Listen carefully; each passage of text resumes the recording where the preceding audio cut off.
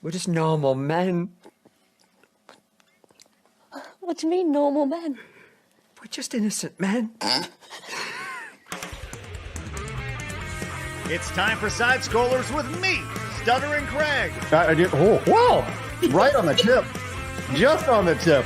And Blab. Co-hosted by our friends from around the internet. There is a portion of Norway where it is legally required to carry a firearm at all times. If you're just a normal man looking for common sense in this crazy-ass world, you've come to the right place. And now, broadcasting from our homes from around the internet, it's time for Side Scrollers. Okay, you ready? Open wide! Welcome on out to Side Scrollers on YouTube.com and Rumble.com and, of course, SideScrollersPodcast.com. What is going on, everybody? Happy Tuesday to ya. Hi, I'm Stuttering Craig. I'll tell you what, guys, if there's ever a day that you need to be excited about today's show, it's today. We got a good one, man. I'll tell you what. And you know who's the most excited about it? Labs. How are you? Hi, I am excited for today's show because I have spoilers. So, Spoilers! It's a spoiler cast today. Mm-hmm. We're going I'm just saying that intro does need actually more Razor. It needs some monochrome stuff. More Razor. Okay, well, it does. I barely saw any Razor in there. It's like exclusion. You can't say with us Razor. He was in there. He was like the first person in the intro. Oh, yeah. But I don't pay attention much to him. Sorry. Well, here he is. It's Razor. Okay, when you speak, I just hear that high-pitched noise from when you throw a grenade in a video game. Mm-hmm. We were literally bickering like siblings backstage, chat, just in case you're wondering. We're not actually fighting. Razor, do you feel excluded from our intro? There's no representation here. It's actually marginally racist. I agree. And you know what? We actually have a really great way to let everybody know. You are racist. Oh! I see the representation for the white people. I see the representation for the black people. But what about the representation for the black and white people? I agree. Yes, absolutely. Well, thank you for that, Razor. Way to get us started today. Oh, the Reverend Razor first. Reverend Razor's in the house. It's getting hot in here. Let's go. All right, look. Anyway, sorry. Can you imagine a reverend up on the pulpit going, shit, praise the Lord. Oh, my God. I love it. Yeah, that is me. Hello. It is. We are weird. Oh, I can use the new overlay. Can I press it? This is how I feel when I hear go ahead. These things. Oh, Blab just triggered. Blab, you're supposed to. You need to treat it like you're tapping a button and do it over and over again. You gotta like tap it in and out, like that. Yeah, but it's not fast enough. Yeah. Stream rate's a little bit slow. Always trying to add to the show. Well, we're glad everybody's found us today. Thanks so much for hanging out with us on a wonderful Tuesday. If you're new to the channel, make sure you guys hit the subscribe button. Join the 92,000 just normal men looking for common sense in the video game space. Hey, we're closing on that 100K. Let's go. Let's get there. We can get our teeny tiny little plaque the size of it used to be so big. And what is that? What? Oh, this is just. Have you heard that they're downsizing the plaque size? Razor? Yeah, isn't it like supposed to be like a size of a credit card? The one from back when they still framed them. Yeah, that's not us. I got like the last one. It was hilarious. I got it in my letter with my little play button. They were like, "Okay, so you literally got the last framed silver one." I was like, "Oh, okay." Right before they upgraded the later ones look like shit. They do. The without the frame, they look like crap. Do you still have the letter too? No. No. You literally have evidence and receipts of having one of the last ones ever, and you're like, don't need that. Nope, out the door. Oh no, the letter that it came with, it was actually an email. I think it wasn't a letter that came with it. I think Razor should have like printed out the email and go, there it is. It probably actually is in my inbox. Yeah, I should actually. There's like 1,000 emails just sitting there, dying and decaying. I'm one of those people who never deletes emails. Oh yeah. But, like, I am a terrible Hillary Clinton. Mm. But like, okay, I don't know if you guys know this, but X-Ray Girl never looks at like a lot of like emails or whatever. If you look on her phone or like Discord notifications, there's like 5,000 notifications. I'm like, Right. oh, how do you function? Like, how do these people function? Oh My- yeah, no. I'm that person who's like, no. I'm gonna need these Nigerian prince emails one day. These are not getting deleted here. No. My wife on her phone literally has like 32,000 emails. No. Yeah. That's what I'm saying. How do these people do that? No, the organization. Not bad for a after her. rookie. Right now, I currently have. Let's play the email game. I have 6 on my phone. 6. What do you What? mean, like 6 unread emails? 6 unread emails. Yes. Well, I- here's the thing. My God, phone like doesn't sync very well, so it's saying I have 2 unread emails for today, and it's actually only 1. But yeah, Mhm. Samsung. Well, there you go. We're off to a great start. Guys, welcome on out to the show. Talk. Email talk, everybody. Let's go. Yeah. Well, we are live over at Rumble and X, and of course, we have Instagram as well. What? Oh my God, Morgan, what are you doing? Morgan, Clean out your emails, bro. No, Morgan, that's ridiculous. Bad Uh, Morgan. But we are live over on Rumble and X, and of course, we have an Instagram, don't we, Blabs? We do, and I'm supposed to threaten you all with some sort of violence in Palworld or Minecraft. So, Craig here is gonna cut off your big pinky toe Oh, if you don't subscribe or follow us on Instagram. had me scared there for a minute. Thanks, Blabs. We also are live over. Grab At the moil. she Blabs chooses violence, and that's the best. I'm a Blabs. pyrotechnic. Yeah, I love it. I blow shit up. It's fun. I Good. kill people in video games. She's threatening to circumcise our audience, folks. It's wonderful. With your pinky toe? What? or you could just Circumcise our pinky toe. or you can also get things snipped at the DNC if you like. That's true. Hey, but you can also listen to the show over on Apple Podcast and Spotify. But the place we really want you guys to go as we start to make the move, head over to sidescrollerspodcast.com and become a free member. But bonus points if you become a supporter over there, like Adam S. Gaming, who became the newest supporter over at Side Scrollers Podcast yesterday. Link is right above our heads. So head on over there. It's a constant reminder, constantly looming, to become a supporter over there, to support our independence, because you don't want what happened to Drunk 3PO to happen to us, which is going to happen. We all know what's going to happen. We're going to get demonetized right as we approach 100K. And it's going to get rejected half-core by YouTube. So thank you for that. Adam S. Gaming, really appreciate that. Is he the latest? Jesus Christ. The nicest guy in the world getting demonetized for... Well, I'm the nicest guy in the world, and I've been demonetized multiple times. Oh, I true. beg to differ. I will counter that. So sweet, everybody. But once again, we do have throw a shoe at you. I'm gonna cut off your A big really toe. nice shoe, though. A Birkenstock. Yes. It'll Great be a support. croc. It'll be a croc. Don't worry. what is about a Birkenstock? a Birkenstock? Oh no, she said a Birkenstock. You know Sorry, what a I'm sorry. Birkenstock is? You know those No. like lazy white trash sandals? I'm that- wearing them right now. oh my god. Touche, Razor. Of course touche. she is. Yeah, look at that Birkenstock. Hold on. Hold that back up. Yeah. This is It's the important. kind of Sandal. sandal. That's not a sandal. Yes, it is. No, there's no back to it. Oh, No. Exactly. it's a Birkenstock. You told me that sandals have to have a back. I never them. said that. I said they Yes, can you have did. a back.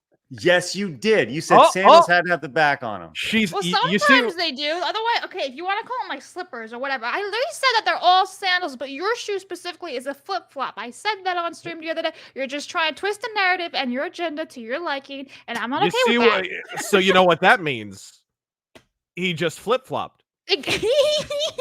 Hey. Where are we at here? What do we got here? Is this I it? have Jesus sandals. I can walk on water. Yes. Is this my hold on? I can't hear this. Is this my thing? It's a pathetic little drum. Oh, that's the idea. There you go, Razor. All right. Well, look, let's get to 1,000 likes. So do us a favor, scroll your little mouse over to that thumbs up button and hit that. So let's do it. It's always our goal every single show. We're looking forward to upping that goal. So let's get those rookie numbers up to 1,000 thumbs up.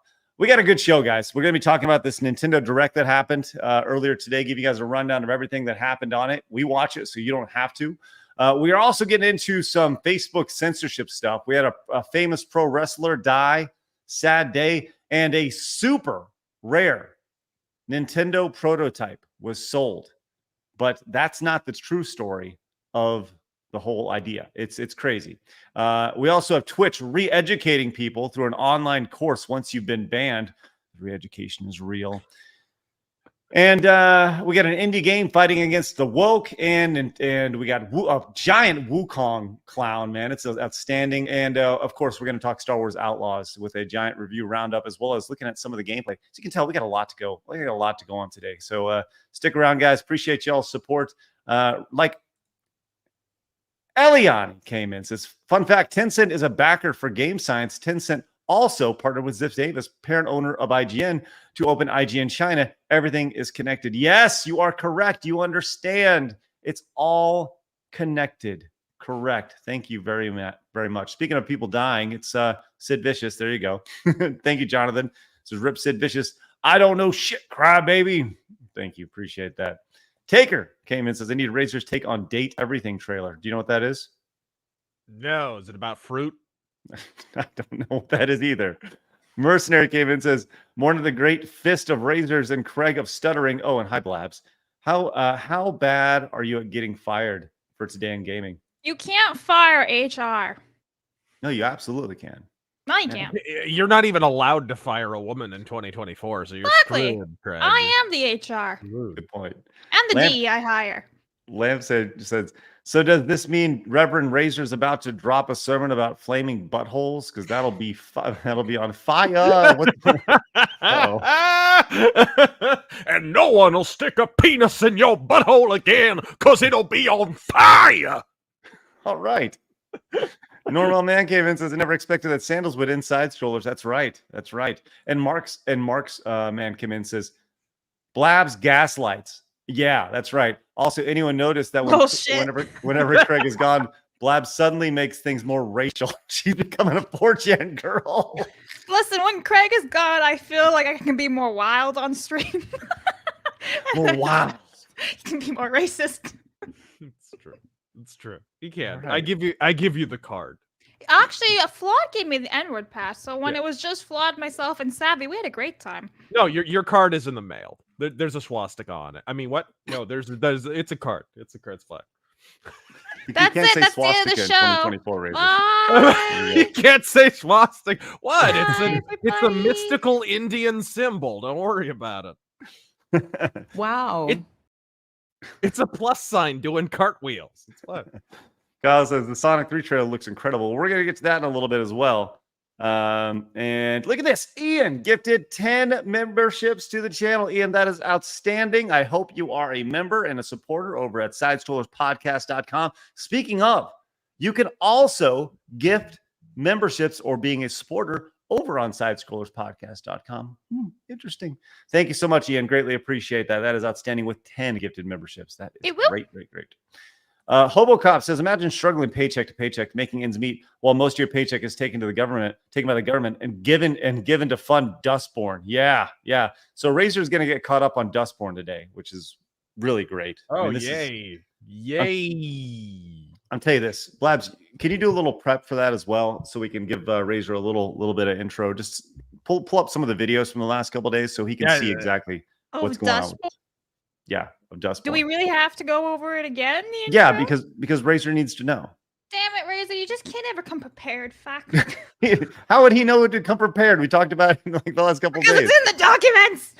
No, not the stuff that we were talking about before. It's in the documents. All right, let's get into it. Blast, please fill us in on today. What is that? You're like, Google this, and you're like, Google that. Okay. Anyway, it's fine. August 27th is Super Mario Kart in Japan, releasing back in 1992. Mario and Wario also releasing back in Japan in 1993. And then, guys, are you smarter than a 5th grader? Who remembers that? I don't. I mean, I do, but I don't remember the video game ever coming out. So this was released in 2007. Yay! See, I'm not fired. I got 2 bangers right there. Plus, are you smarter than the 5th grader, which Craig is not. I'm sorry. Hold on. What? What are the 2 bangers again? I'm Right? sorry, the original Super Mario Kart and Oh, then yeah. Mario and Wario releasing back in No, Japan. and are you smarter than a fifth grader? What That's the two hell? bangers, and are you smarter than a fifth grader? You can consider that a third banger, but you're welcome, Craig. I did well. If you've ever stared at a can of orange juice because it said concentrate, you might be a redneck. So yes, Mario Kart, the best Mario Kart. I have vivid recollections of waiting at Target to play the demo of that game, play the versus mode demo of that game. It was awesome. Mario Kart, I think it's the best versus mode in all the Mario Karts, but that's just It's me. excellent. Yeah. So that was good, Blabs. Games that you missed today. A little game called Earthbound. It's pretty prominent. Yeah, but Mario Kart. Yeah, I know, but not Are You Smarter Than a Fifth You Grader? just lost all your 4chan cred on that one. Yeah. Other games, Wing Commander, Secret Ops.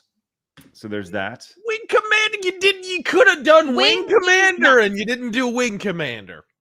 I'm not talking to you. This is- Oh, I've been blessed. Yes. That's it. That's Yeah. it. You have to hand in the paddle. Yep. That's a tough one, Blabs. You've been exiled from the kingdom. Also on the list, Solitaire was released for the iPhone. Oh So yeah, that's good. really big win. Thanks, man. Yeah. Yeah. Good job, Craig. You're really phoning it home. Listen, you didn't Yes. include Earthbound on the list today. I Yeah. literally included 2 original Nintendo video games from the 90s. Shut Yeah. up. You shut up. Think about what And, you've said. I know exactly what I said. All right. Well, and let's see. I think what's interesting as I go through this list, you can really see kind of the nonsense that's been released over the last decade. Just the overabundance of crap that's been released. There's been a lot of like remakes, but really like when the games released start in like 1980, it's kind of like sparing. You get like a game or two, right? And then in like 2020, you got like 7,000 video games that were released in this day. It's stupid. Right. It's crazy. Anyways, so there you go, Blabs. You mixed that right there. And that's just kind of how it's been. It's kind of like photographs. You remember when like everyone had a photo album, and photo albums were like the embarrassing thing that your mom would bring out when your date came over or something? And now a photo album has like 500,000 photos in it. It's like 15 identical selfies in front of a mirror. You know what I mean? Like that's what's happened with video game releases. It's absolutely quantity over quality. Yes. 1,000% right now. All right. I got thank you, Blast, for getting the Dustborn stuff. All right. Look, we got a lot to talk about today. We appreciate any and all support you guys throw our way, whether it's super chats, direct donations, Rumble rants, or of course, becoming a supporter over at sidescrollerspodcast.com. Please head over there and check it out. With that said, it is time for my favorite segment, your favorite segment, everybody in the world's favorite segment. It is time for Hard News.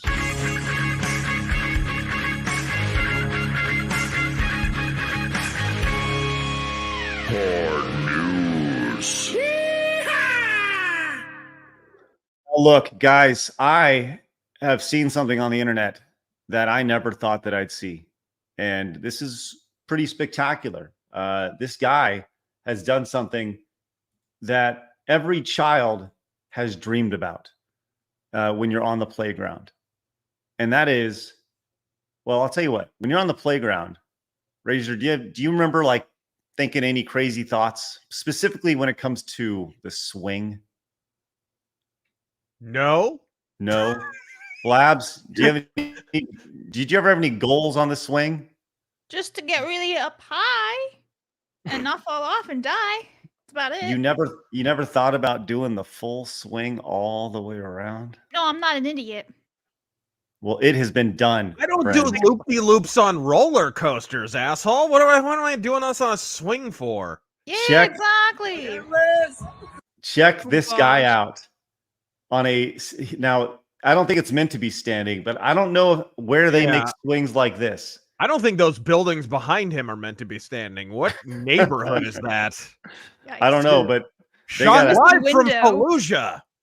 Hey, they have a hellacious set. Oh my God, a hellacious Why setup. isn't he wearing a helmet? He doesn't have anything on. No helmet, no straps, no Should wear nothing. bubble wrapping.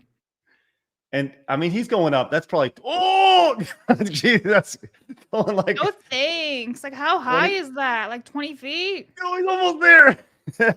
I'm sorry. Yeah, 20, 25 feet. And the amount of delay. Yes, there it is right there. It's so Jesus impressive. Christ. No, thank you. Oh my Now God, he's it won't stuck there. stop. It'll never be able to stop, and he's dead. Okay, gotcha. Right, it just flies Ew. off. If he like spews, it just lands in his face. Ew. Oh my God. Yeah. I mean, Yeah.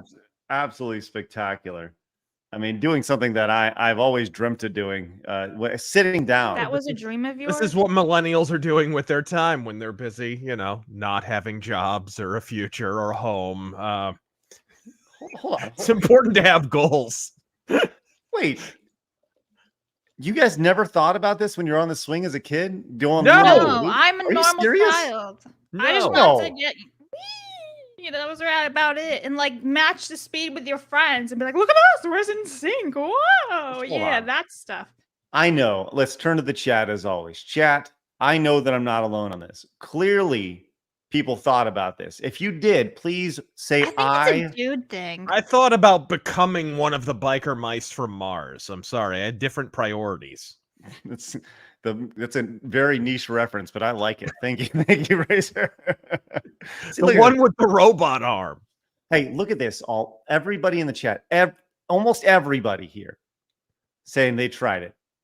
Everyone thought about it, but it was I impossible. question a lot of you guys' IQ right now. As a I'm just kid, saying. you got these fantasies. Whoop, flip it around. It's awesome, man. It's great stuff. Some school, you remember in the 90s, there was all that alarmism about how dangerous swings were. They started taking them out of schools. Do you remember the really hot slides made out of metal that burnt your butt and everything? Those were the days. Or the crazy, you remember when elementary schools had like these crazy constructs of like bars and you know what I mean? Like they'd have a giant rocket ship that's like 90 feet high. Kids would just be plummeting to their deaths off this thing. Dude, And that was I okay. miss the old jungle gyms and playgrounds. They were like top tier. Yep. They started taking those away in like the 90s. Political correctness. Ugh. So, Safety for my- the children. Nah. so my neighbor was the like parks and recreation person for one of the cities in the area, and at one of the recreation places in like the 80s and 90s, there was like a 3-story blue rocket, which was about 3 feet wide and 20 feet tall, right? Yeah. And if you were a kid, you had to crawl up on everything was metal. And then at the top, there was a slide. And usually like slides today, when you slide down, there's a landing on it where it slides and it kind of goes out, right? Right. This slide went Got that place straight where you get the down. wedgie going. Right. And the kids were like breaking hurting their ankles and stuff because they're going down at 35 miles an hour from 30 feet tall. Or the great one was when your school was real cheap and somebody in the neighborhood like built the jungle gym out of splinter filled wood. And you were walking away looking like a porcupine because you just had splinters over every available surface of flesh. It was incredible. Oh man, that's great. Good stuff. times. And yes, better times. They have great times, and that's why we look at the man doing 360s on swings to drive nostalgia talk right there. Look, Bjorn came and says, "I often try to deliberately fly off the swings to jump as far as I could." That's right. You just try to get up and long jump, just fling yourself right off those. That I knew people were used to do, and I used to want to be like, that'd be so cool to just fly, but never actually do a flip. Yeah. Norm has pointed out, others pointed out that the guy is cheating. He isn't using a swing attached by chains. True. Yeah. True. There's definitely something to that for sure. Like pole. What are those? Like pole vaults. Yeah. It definitely helped his momentum all the way around for sure. At least he didn't get cock blocked like that guy at the Olympics. Oh yeah. Was that the guy going up with the pole vault? Imagine doing the job to your own testicles. Oof. Rough stuff, man. Rough stuff. Shame. All right, let's move on to another quick hit. As Matthew points out, so yesterday was a sad day in wrestling as we lost Sid Vicious in WCW, Psycho Sid in WWE. Real name, Sidney Raymond Udy. Rest in peace. Yes, that is correct. Had it pulled up. Thank you, Matthew, for the nice transition. Loss of Sid Vicious, man. Razor, you're a wrestling guy. Yeah. Any thoughts on Sid Vicious as a character, as a wrestler? He was over like Rover. Like he was very, very popular at one time, and people like don't even get. He was popular in WCW, 2 separate companies. He was popular. Sadly, in the age of the internet, everyone knows him for snapping his leg clean in half on live television. Yeah, man, that was horrific. And not his fault. Some idiot backstage was like, "Hey, giant 7-foot guy, you need to jump off the top rope on one leg." Yeah. Let's go ahead and snap that sucker right in half. My favorite thing about him is that his real name is Sid. Yeah. I'm so, after the internet came around, you to learn what everyone's real name was. I got so sick of finding out like Ivan Koloff's real name was Leslie or some shit. You know what I mean? Eunice or something. right. Yeah. Larry. Finally, a guy whose name is Sid, and it's a good name. It's a good name.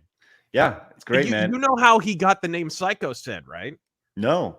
In WCW, he got in a stabbing incident backstage with who was it? Like Arn Anderson or Ole Anderson? I think it was like him and Arn Anderson. They got stabbed. He got stabbed with a piece of scissors or something.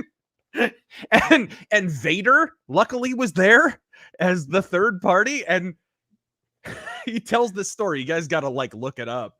Wrestling, man. He got stabbed and it was just gushing. There was a fountain of blood near his heart. And so Vader, until the ambulance could come, just stuck his finger in the hole. And saved his life. Blabs, do you know anything about like 60s, 70s, and 80s wrestling? I don't even know anything about 2024 wrestling. Okay. Yeah. Well, like this is the Play-Doh era right now, where everything's all soft and cuddly and cushy, and they make it look pretty and stuff. But back in the day, it was like the barbed wire era. Yeah. Like you had to earn your keep when it came to wrestling, and the egos got in the way, man. It was like today, it's all like we're all working together to be a good wrestling company. But back in the day, it was like I will fucking murder you if you take my spot. And so, and people were murdered. So it's true. Oh my God. Ask Bruiser Brody. Yeah, man. Tough stuff. That's crazy. Bizarre Star came in with the 5, says, "Rip Sid and bless him for trying to sell the Shockmaster debut after the guy tripped." That's right. Yeah. He's like, whoa. Like, right? He's like the second best part of that, where he's like, oh, and then all of a sudden he turns back to whoever, Mean Gene or whoever, and he's just, you can see he's trying not to laugh on camera. He's trying. Blabs, that'd be, maybe that's something we need to do is Blabs reacts to bad wrestling moments. Yeah. That'd be so good. The Shockmaster's pretty classic. It's pretty classic. Then there's like the one a couple years ago where Titus is running down from the ramp and he ends up sliding underneath the ring. Or Undertaker getting lit on fire by his own pyro. Right. Oh my God. Wrestling's the best. Oh, it's so good. All right. Holy shit. That's great. Hey, Mage Leader came in at the 10, says, "I grew up with plastic slides. After you went down, the Static Shock would send you to the afterlife." That's right. Thanks, Mage. Appreciate that. That is great. And Zach says, "Can we talk about Power Stone returning the consoles next year? Capcom for the win." Yeah, we're going to get to that in just a little bit for sure. And Torgo, yes, we did. We'll get to that in a little bit as well. Thank you very much. All right. Let's move on. Okay. So we had a big auction for a rare prototype that this is a big deal, man. This is a big deal. This is a major, when you look at the line of demarcation for certain directions of the video game industry, this artifact, this prototype is definitely one of the things that was a huge fork in the road when it comes to video games. And that is the Nintendo PlayStation. Do you know anything about this, Razor? Is this the prototype they did with the disc? They originally were going to partner with Sony and have a disc. Is that it? That is correct. Yes, that is correct. And that, of course, is the origin story of the Sony PlayStation. That didn't work out, so Sony went and made their own thing. Now look at how weird this looks. First and foremost, a Super Nintendo, Super Famicom controller with Sony PlayStation on it, which is weird. Yeah, very weird. This is with a Super Famicom control. I mean, this is major deal, man. This is crazy.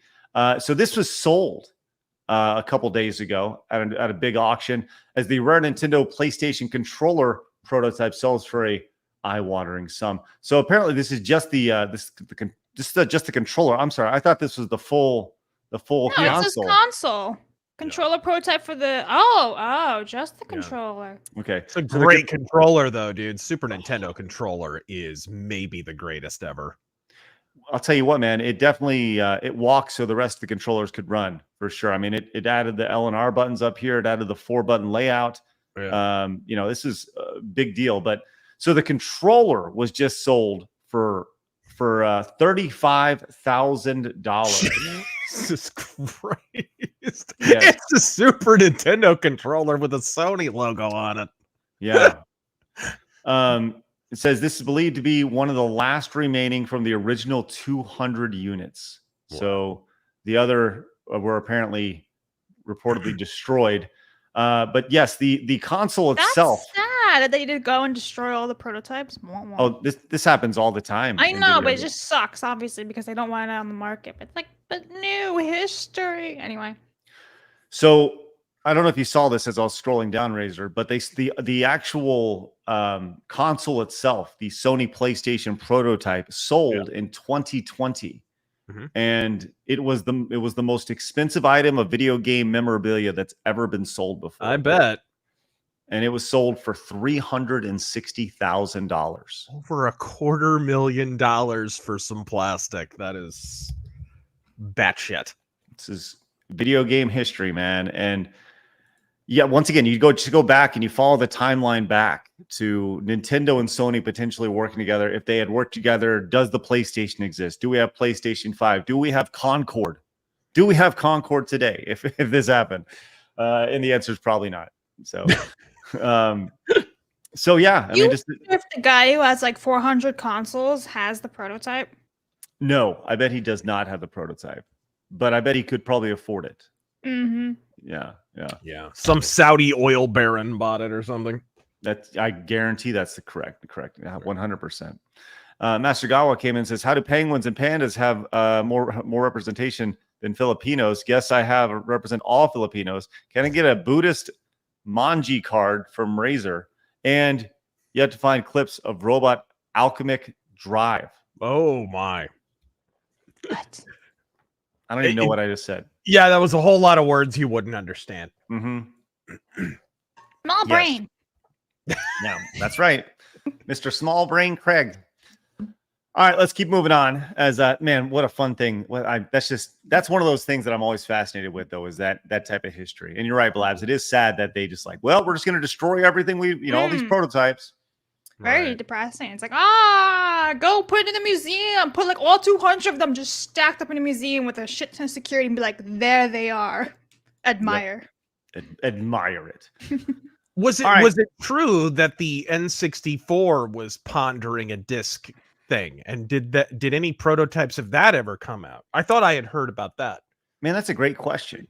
I don't know. Because I bet that would fetch almost as high a price. It's nuts. No, I have not. It's crazy. All right, let's go and move on. I saw this yesterday.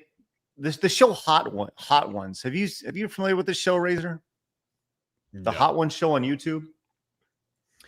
Well, the show is it's a very basic but also genius premise where you take a celebrity and the interviewer sits on one side of the table, the celebrity sits on the other side. And then you eat hot wings that escalate. Oh, I have seen this. There was an Undertaker one. There was I've seen a few of these. Yes, it's a very genius concept, and it's executed very, very well. It doesn't take itself too seriously. The interviewer does a really good job of researching. It's a really good show that deserves the success that it's seen. But they have started to kind of dip into some other things. Porn. No, recently they had an episode with Donald Duck on it. So, it's obviously a fully scripted piece of more or less propaganda and marketing for this. Right. So I was like, that's interesting. I thought that was like, all right, there we go. And, you can see that with this, it's very much fully animated. It's one of those things where he pops a fake chicken wing into his mouth. This Which, by the better way, not be the new crappy Donald Duck voice. well, here we go. Rain, slow roasting in hot sauce. I want to hit you. Oh, okay. No, it's the okay Donald Duck voice. Never mind. Yes. So, obviously, I had heard they were changing Donald Duck's voice or something. I can't imagine they do that. Can't imagine they do that. But they had Donald Duck on recently, and this was announced yesterday that the next episode of Hot Ones will feature Michael Keaton as Beetlejuice. So isn't like Donald Duck eating chicken kind of like cannibal? He's right? Yeah. Yes. That is so weird. Yeah. I'm just throwing that out. I mean, to be fair though, but most birds are cannibalistic. So. Right? It's like, I don't know. It's like Pluto eating Korean food or something. I don't. Right. Bit odd, ain't it? So they announced yesterday that Michael Keaton was going to be interviewing Beetlejuice in this new episode of Hot Ones. They're calling it Not Ones. And here's a quick snippet of it. First of all, welcome to the show. How long is this going to take? I got to get to the spa. So, without watching the whole thing, because I don't want to get flagged for copyright. Right. What are your thoughts on this? When a show blatantly, I got mixed feelings on this. Number one, I think it's anytime you can see. Oh, they're selling advertising time. That's right.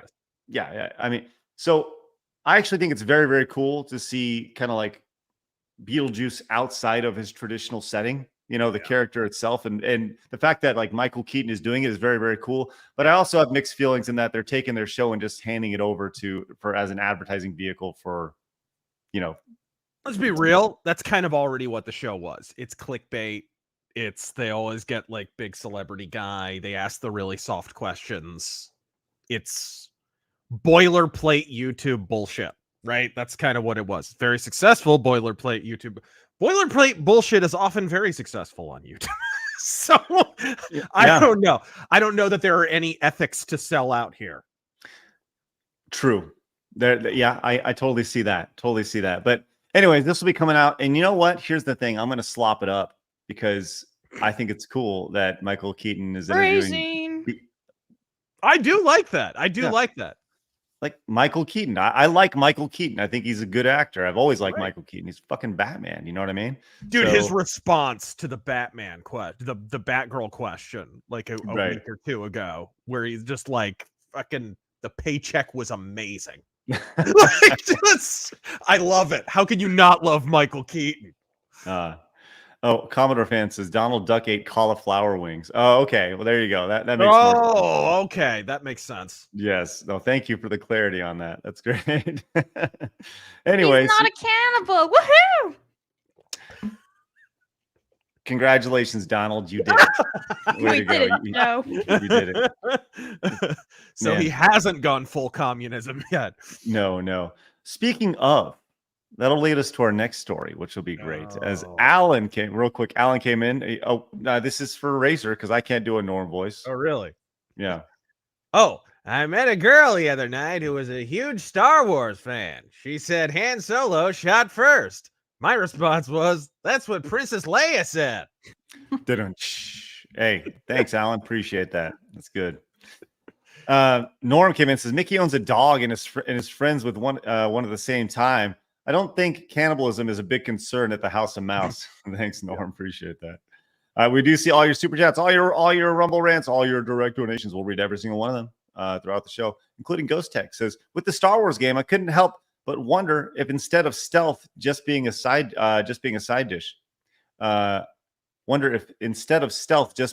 dish, if we had split protagonist co-op game where the trade-offs of being a spy or gunman were apparent. It's an interesting idea, Ghost. Well, we're going to get to Star Wars here in a little bit as well. We got a full review roundup of all that nonsense. But before we do, let's get on to our next story here. This was interesting. When you go to Disney World, Razor, you are presented with it's called like a Disney Alexa. It's like a Disney themed Alexa in your room. Apparently this is a thing. HAL 9000, yes. Yes. Where you can go in, you can ask it various things about the parks. Yeah. And this collect your social security information. Yes. Pulls everything your up. Darkest abiding fears. That's right. But this was quite interesting as this person asked a question that I think some people are curious about. Hey, Disney, was Walt Disney anti-Semitic? So he asked the Disney app that question. Here we go. And for the record, he wasn't. I made a whole video about it. Well, let's find out what they say. I'll get Alexa for that. First of all, I'm not qualified to answer that one. So let's see what Alexa has. Third party for this propaganda. That's right.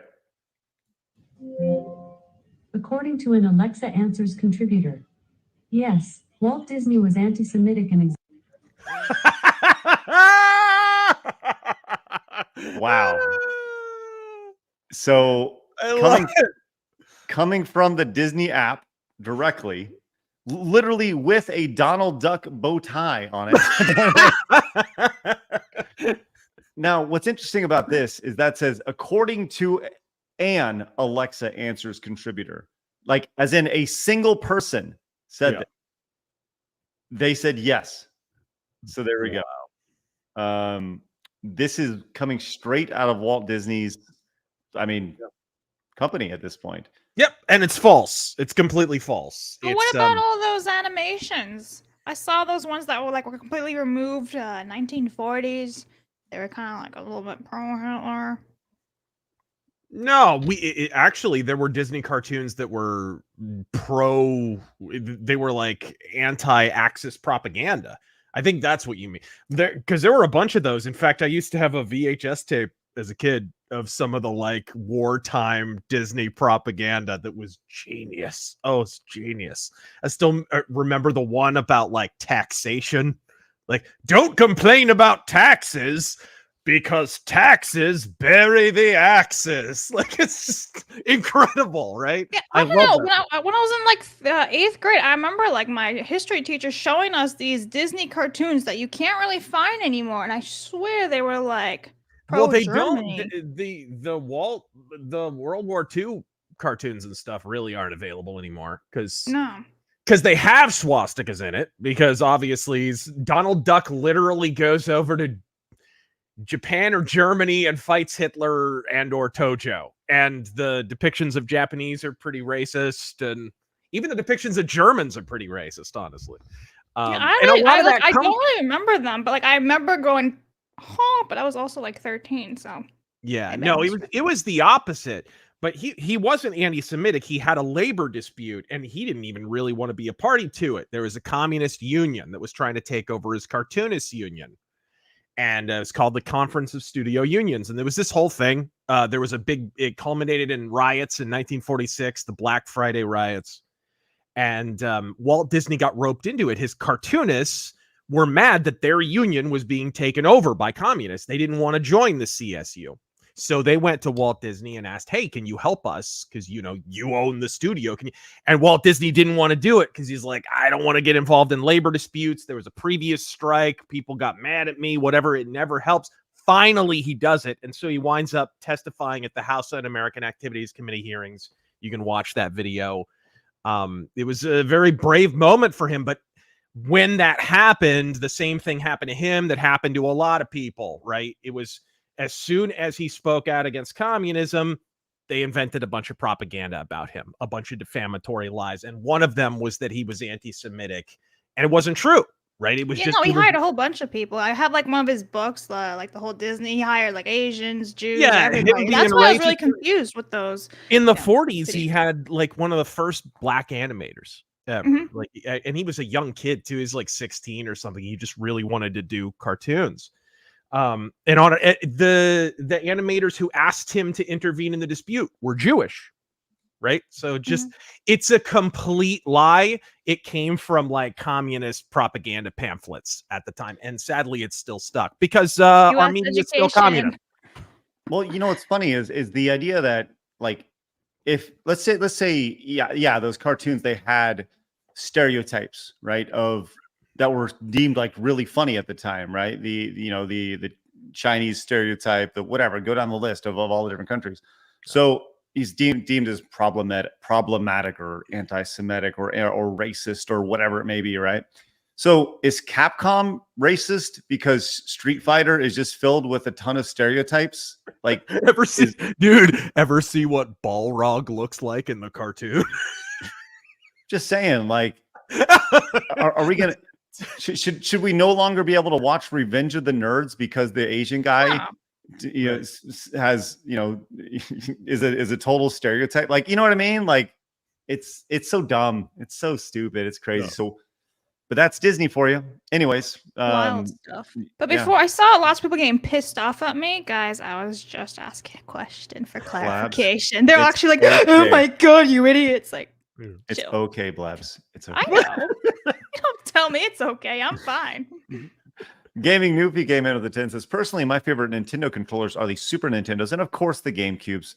Of course, the GameCubes. What are you talking about? Yes, the buttons are a little odd to get used to at first, but strangely, it works. Have a good day and Godspeed. Let's go. Thanks, Gaming Newfie. Appreciate that. Dude, at the time, GameCube's controller was considered the best on the market. I remember seeing reviews like in gaming magazines about how good the controller was. It always was a little confusing for me though, even though I do love the GameCube, but it's a very strange button layout. Never a huge. I know some people love it, like Gaming Newfie. I do not. I've never been a big fan of the GameCube controller. And people, I mean, I get the touch sensitive, the trigger and stuff. I get it. It's nice, but that was never my favorite.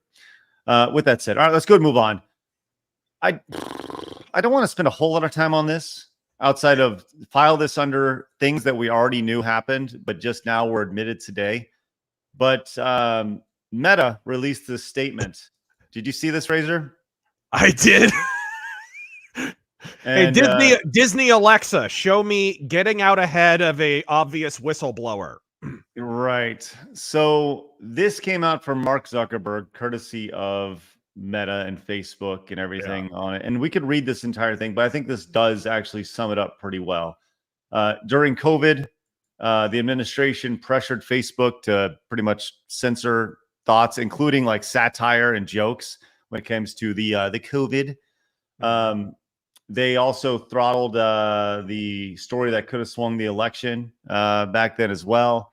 And you're right. So once again, this is just kind of file this under things we knew happened, but nobody admitted until he admits it, but he also rationalizes it, right? He keeps, if you read the actual statement, if you're retarded enough to actually waste your time reading it, he kind of explains away all the wrongdoing, right? Oh, I intended to be bipartisan in trying to fund these local elections and stuff like it's like, sure, Zuckbucks, your efforts in 2020 were purely bipartisan, which is why you only targeted key swing states that Democrats desperately needed a boost in and ignored every safe Democrat district in every safe Democrat state. Hell of a thing being born yesterday. Blow it out your ass. It's obviously trying to get out ahead of some kind of announcement from a whistleblower or something, maybe a government investigation, who knows. Well, it's certainly a thing. Like I said, I think everybody knew it was happening, and now it's just like, well, sorry about that. That's kind of where we're at with that. So we all knew it was happening between this, between that, between Twitter, the Twitter files. I mean, just go down the list. It's just crazy to think about. So that is the society that we live in today. So there we are. All right, let's go and move on. And you may be asking yourself, hey, why do we do a podcast every day? Well, number one, it's really fun to do a podcast every day. Also, we're in hopes to sign $100 million deal for our contract as Travis and Jason Kelce, who Travis Kelce, that's Taylor Swift's boyfriend, and also plays for the Kansas City Chiefs. Jason Kelce was a football player. They're brothers, and they got a pretty popular podcast called New Heights. They signed a 3-year, $100 million deal with Amazon. Who listens to podcasts on Amazon, though? And that's what they're investing in, man. That's what they're investing in. I guess. So I broke this down. I always like to play the, how much is this worth game? Yeah. So let's just say they do a weekly show over the course of 3 years. If my math is right, there's 52 episodes a year times 3 years. That's 156 episodes. If you were to divide 100 million by 156, they're making $641,000 an episode. Wow.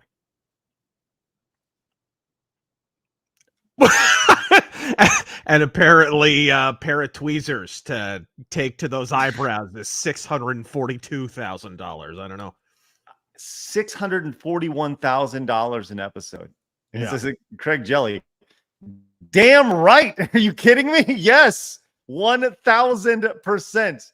I can't even fathom that.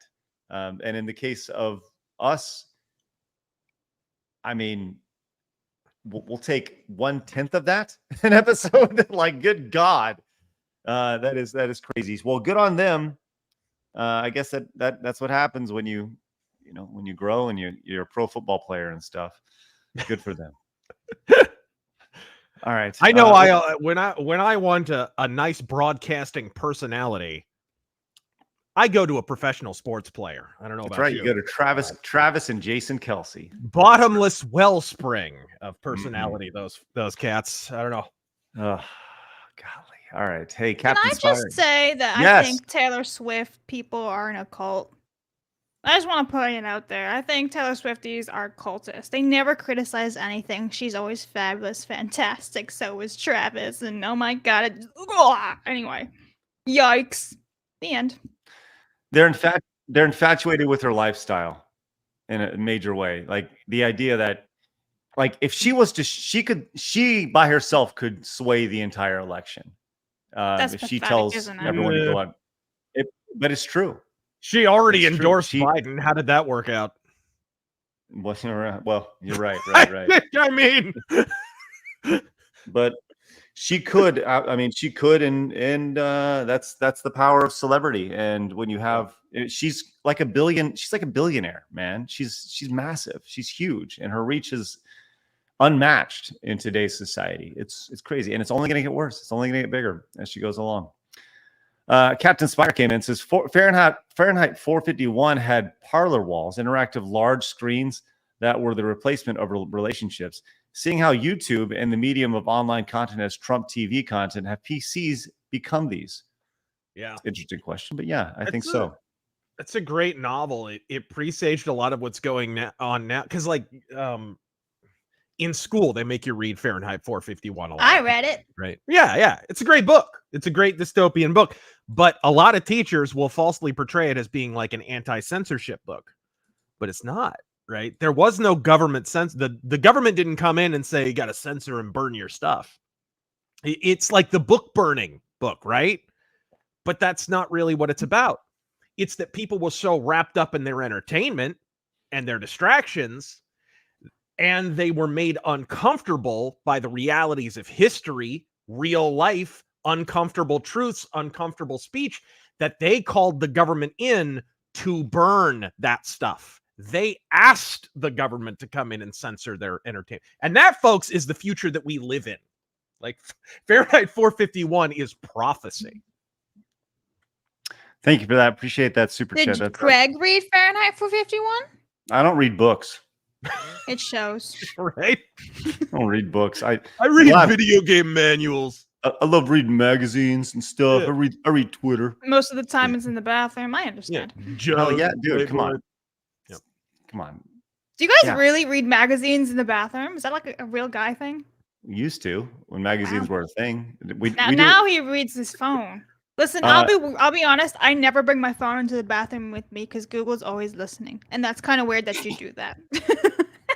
Google, the little Google agent is like, "Oh my god, you took a big turd."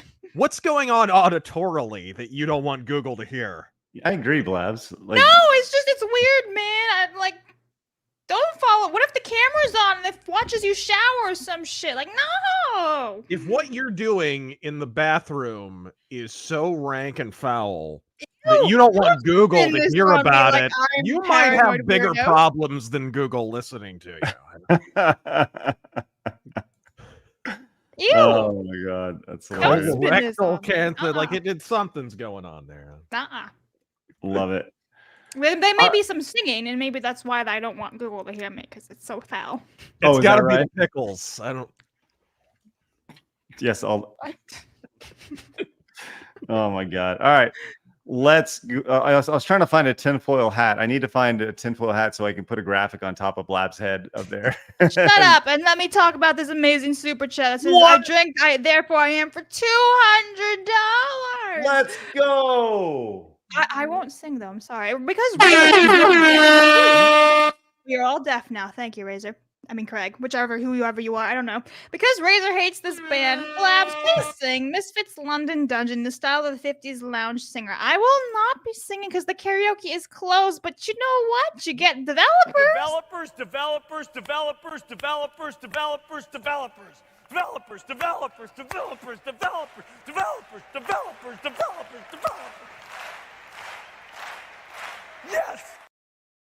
Yes. I'm just always swaying every time. He's like, I love that. You get flop sweats. Fantastic. Whee. That's right. Yes. You know I what? miss that kind of hype for game shows and things like showcases. We mock him, but how much better was Windows at that time? Maybe they need a little more flop sweat at their presentations. Mm-hmm. Microsoft keeps changing Windows for the worst. And they never fix all the bugs that they accidentally create. It's great. Hey, for $200, we got to give him a double up on this guy. Boobies. Yeah, let's go. Hey, I drink, therefore I am. Thank you so much. That is just ridiculous. Covered the boobies. Oh, sorry, my fault. Well, it's spectacular. And again, yay, let's go. They call us walking corpses, unholy living dead. They had to lock us up. Put us in their British hell. Is that good? 50s lounge singer right there? Hey, make sure your face is clean now. Can't have no dirty deed. All the corpses here are clean, boy. All the Yanks in British hell. Yeah? No? I'm trying to. What's going on? The guy dropped $200. I'm going to sing if a guy drops $200. Well, good. Look, Craig Karaoke's opening officially August 27th, 2024. Hey, thank you so much. Hopefully that was as horrible as you expected it to be. I Drink, Therefore I Am is spectacular. Matthew came in. So Razor, you're the master of the pulp. Would you consider Conan the Barbarian a pulp character, or is he just from that era, or just from the same era and got looped in with the pulp characters? No, he's a pulp character. He he debuted in Weird Tales and just like Solomon Kane and a bunch of other pulp characters. So yeah, he's a pulp character. Totally. Today, though, people know him from novels, so he'd be considered, I guess, a fantasy character or something. But TP came is like, hey, Craig, you need to stop singing. Sorry, Granddad. All right. Also, Red Ghost came into the 20s, says, just seen The Hunt, probably the most honest Hollywood has ever been in a movie. If everyone who's ever been on Side Scrollers or FNT disappear all of a sudden, I'm 100% Kathleen Kennedy has them all on a foreign island hunting them for sport. That'd be awesome. I'm not going to lie. If we were all put on an island and hunted by Kathleen Kennedy, I don't think I'd survive very long. No, you'd die quick. You'd be the first one out, Blabs. That sucks. You would be meal. You would be everyone else's meal, for sure. Don't eat me. I don't taste good. Okay. I don't want to be there. No, it's fine. All right. spectacular. Thank you for that. What a great adventure we're on today. Hey, speaking of adventures, okay, Razor, you are not familiar with Dustborn, this game at all. Have you heard anything about this at all? Blissfully, yes. Okay. This is a game that has been called the wokest game ever made. Okay. Now, some stiff competition in that category, but okay, I'll go along with the premise. Well, here's what you need to know. In this game, you have multiple abilities and power-ups to learn from, including such wonderful power-ups like the ability to cancel people. You have learned how to cancel someone. Cancel will allow people to isolate them from their friends and compatriots. In battle, this could be used a useful tool against them. And apparently it gives you hands the size of your head. Yeah. We've seen this, and there's more actual power-ups besides cancel, including bully. You've learned to bully people. Bully gives us the power to force people to do something they may not want to do, or to make them feel bad about themselves. In fights, this could be highly effective in targeting enemies. You can also normalize. Oh my God. You've learned how to normalize negative emotions. Normalize gives us the ability to make people think certain behaviors or feelings are normal, but I'm not sure it will do much for us in a fight. Do you have the ability to use a different image for your damn screens there? Like, how lazy are those graphics? Just the same thing over and over again. Well, yeah.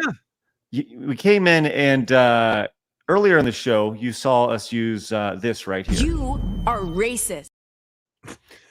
Now, this is taken straight from the game. You know, I want to show this to you right here. Is this unironic? It seems like a parody. It seems like a satire. This is not a parody. This game was developed actually with taxpayer dollars. Oh, yes! Overseas. Now, there's some context here to this scene. We've showed this on the show before, but I think it's really important to show you this right here. This was a scene that kind of got passed around the internet a couple days ago. And this is kind of like... Why are they in Fallout jumpsuits? What the hell is this? Well, they're the bad guys. The idea is that you're in a band fighting against the fascists and the oppressors, and you're making your way across. Really shitty band from the look of it, but yeah. Razor, you have no idea, because we're gonna listen to I don't even know if I want to play the song, but it's the game starts with some music being played by this band called the Dustborn. Oh my God! It's Jemima and the Holograms. Fantastic! Let's do this. Do you want to hear the song before we get to the this gameplay? Because I got Do I? Okay. I'm half-mast thinking about it. Let's do it. All right. So Razor, you asked for this. This is very viral a few days ago. Here's the song that starts it, and you just tell me when you're ready for me to stop. Oh my! Hold on. She has vitiligo. Yes, Razor. We have. Yes. Sorry, this isn't representational enough. We need to have a geography map on her face, I'm afraid. I don't know. Yeah, so it has to look like a topographical map of Saskatchewan, I'm afraid. Well, keep an eye out for the amount of diversity that you see in this game as we go along. So here we go. Here's the Dustborn. We're the aliens. Is that Hassan Piker? Is that? Yeah, hanging out in the background over there, busting out. Pay close attention to the lyrics here as well as we go along. Okay. Oh my God. We're the aliens. We're the refugees. Welcome on you. We're right behind. How many guitars can one band have? Yes, there's a lot of we got the nondescript they them over here on the left side. That was an albino. The albino they them. I'm sorry. Yes, which is great. I think we have definitively disproven the stereotype about black people having rhythm. Well, I'll tell you this. One thing that I forgot to mention to you, Razor, as we talk about this game regularly, is that this game was actually inspired by the results of the 2016 election. I bet. I'm not kidding. I'm not kidding when I say that. So this is, and by the way, this is developed by a Norwegian Inspired company. by the result of the 20. So this game was in development for that long? Yes, and it's just coming out now, just in time for election season, Racer. Now, this was a Norwegian company that did this, and I bet, as I said, it was funded by taxpayer dollars in Norway. But let's go continue this song here as we go along. Time is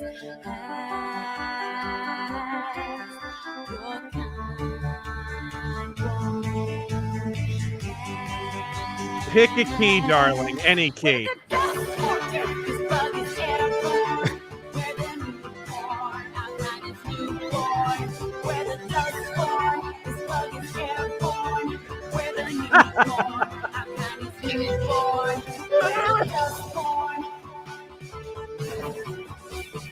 Oh my God, she's crab walking. Wait, what? She's oh yeah, doing up the here. crab thing, the attack thing. Yes, there we are.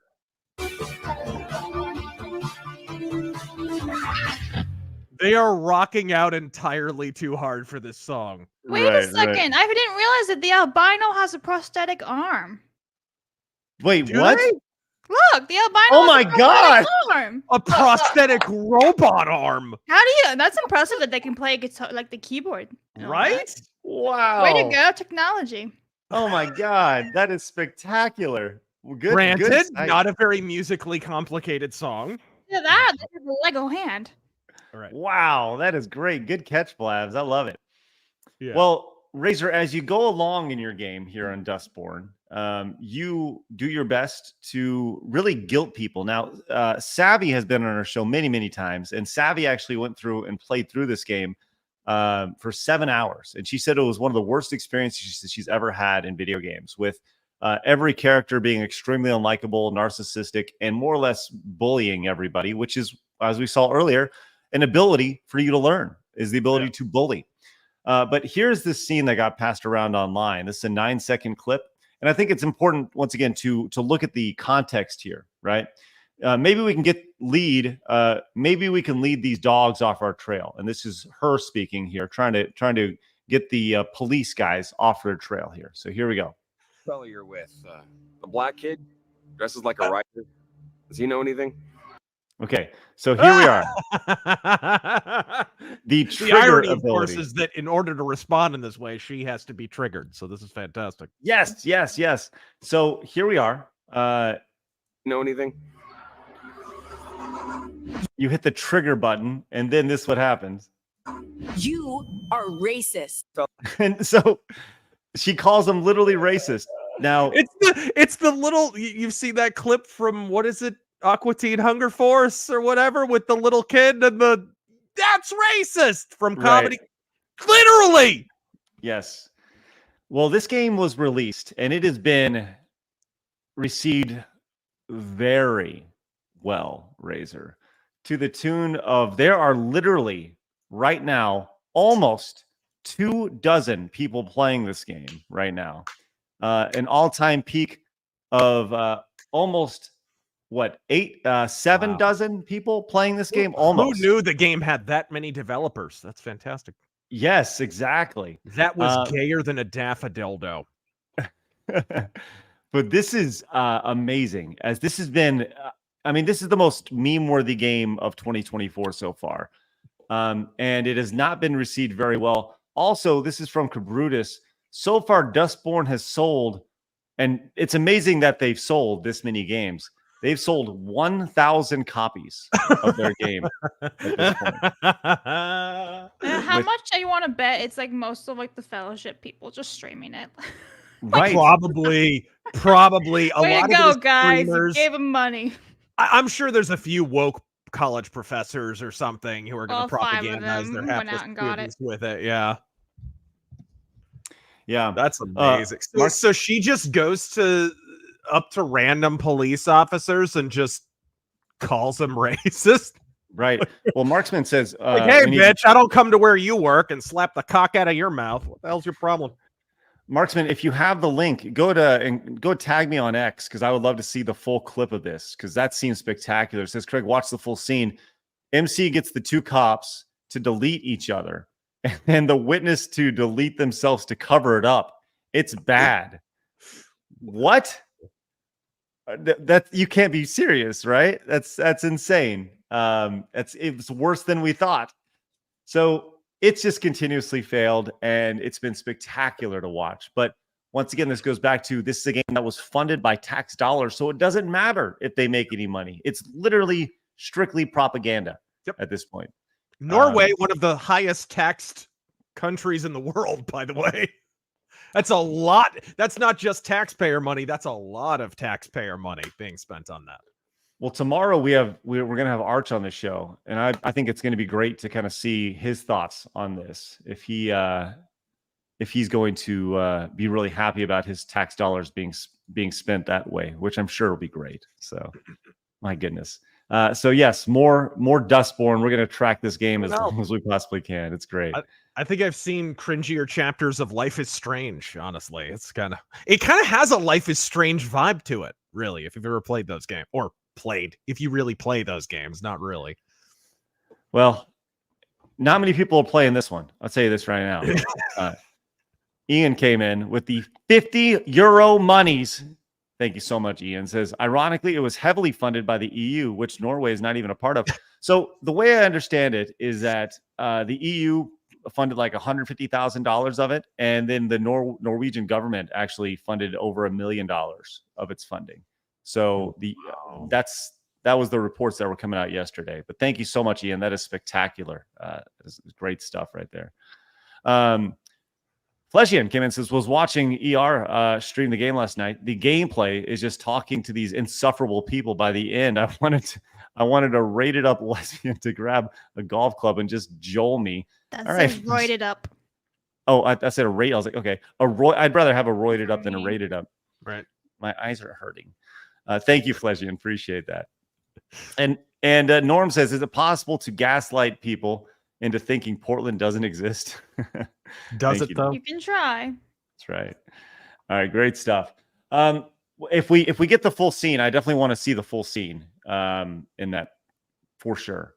Mercenary says, I can't wait to see what 4chan does to mock Dustborn, like 4chan did with Goodbye Volcano High, and made a dating sim that was better than the original. Thanks, Mercenary. And Lampshade says, anyone else notice the questionable lyrics? Yes. The lyrics themselves are extremely questionable. Oh, man. Okay. I do have the full scene here in context, but it's 5.5 minutes long. I don't know if that's something we can watch right now. Maybe we'll do just a reactionary video later on. But thank you very much for that, Marksman, for that. But yes, the lyrics in that, they actually, I did a tweet yesterday or a couple days ago where I just listed the lyrics here. And I want to read them one more time for everybody because I think it's important. Here are the exact lyrics here from that song. We're the freaks, we're the outcast, we're nothing like you, you're past due. We'll eclipse you. We're the aliens, we're the refugees, we walk among you. We're right behind you. Your time is past, your kind won't last. We're the Dustborn, the bug is airborne. We're the new porn, our is what? New. What? Yeah. What does that mean? I don't know, but I do object to any time you rhyme newborn with porn. Right. Just, that's just standing on principle. I'm a little more alarmed by rhyming born with porn. A little more alarmed by that. Kind of Freudian there. So, well, there we are. There we are with that. So Dustborn continues to spiral out of control as it is absolute chaos.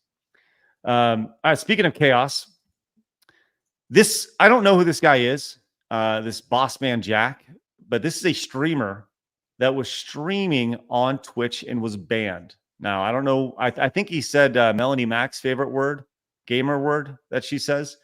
And he was banned from what I understand. Boss Man Jack was banned.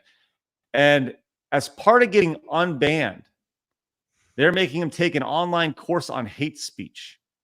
So as per the email, this is an experimental program to re-educate streamers to be more in line with community guidelines. There we are.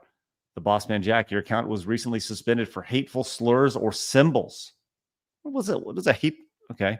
After reviewing your detail of the case, we have decided that your account will remain suspended due to your violation of our community guidelines. However, if you participate in our experimental education program, nothing bad ever came from that, right? And pass your assigned course, we will remove your suspension and reinstate your account. Go to our camp and concentrate. That's right. Concentrate really hard. Once your suspension is expired, you are free to use our services again. Please review the frequently asked questions section and education article fully before taking your quiz. You can take the course here. And this is what it looks like. The safety education portal right here. So the slurs education resource, the hateful conduct education resource, even gambling is on here. Yeah. So there we are. So Razor, I want to let you know that if anytime you are ever banned on Twitch, you can I just was, and I didn't get this, so this must be new. Oh yeah, well, yeah, a couple of years ago, my account got banned for the same reason. Oh, and I did not get any kind of message in this connection. So this has to be a new thing.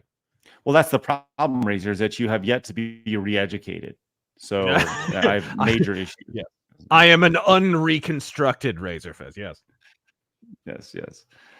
Ian came in with the €25 money. He says, I apologize if my last super chat contained misinformation. That's right, Ian. He says, being British, I humbly ask that I not be arrested for the faux pas. Thanks, Ian. Sorry, that's 40 whacks with a Muslim machete. Yee! In Minecraft. In Minecraft. Yeah. Oh boy. All right. Let's go ahead and move on from Thank you. All right. So the Sonic 3 trailer has been released. Have you guys had a chance to see? Did you guys see the first two Sonic movies? I didn't even realize they were up to 2. Yeah. They're up to 3 now. Man, I'm way behind the times. I knew the first one was massive. I knew they would make a sequel. I just didn't realize it was out yet. Yeah. So that's how locked in I am. I remember there was a whole controversy with the first Sonic, and they redid his whole entire design, and the fans are very happy and grateful for it. And I heard the movie was really great. I've not seen them. I hope they're great. Well, both of them are very fun. Very fun. They the first movie was better than the second for sure, and the first one made its opening weekend made $58 million.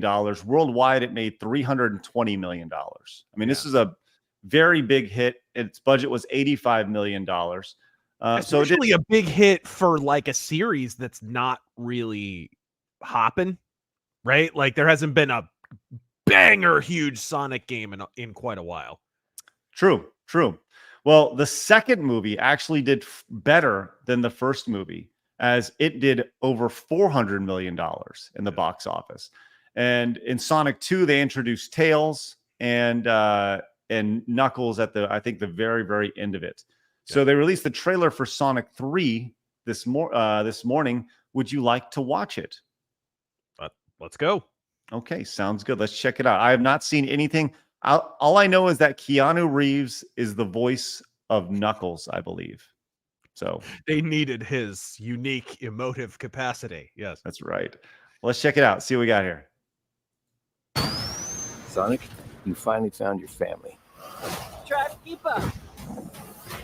I know it hasn't always been easy, but you didn't change who you are in here. Yeah. We just changed your design.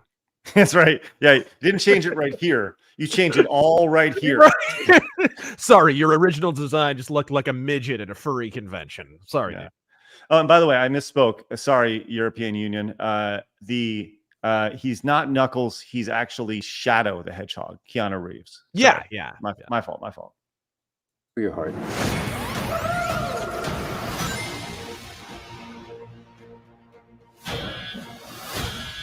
There's been a high-level security breach.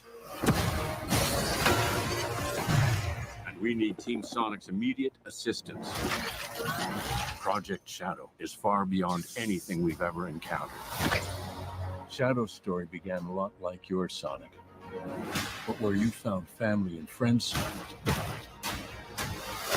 Shadow found only pain. Only pain. Oh, that's right. Wow. He's like emo Tobey Maguire in Spider-Man 3. Oh, do you remember when Shadow the Hedgehog was released and like they gave him a gun? Just like Shadow the Hedgehog had a gun. He was ultimate edgelord 2006 or whatever it was. It was great. I mean, also a horrible game, by the way, the Shadow the Hedgehog game, not good.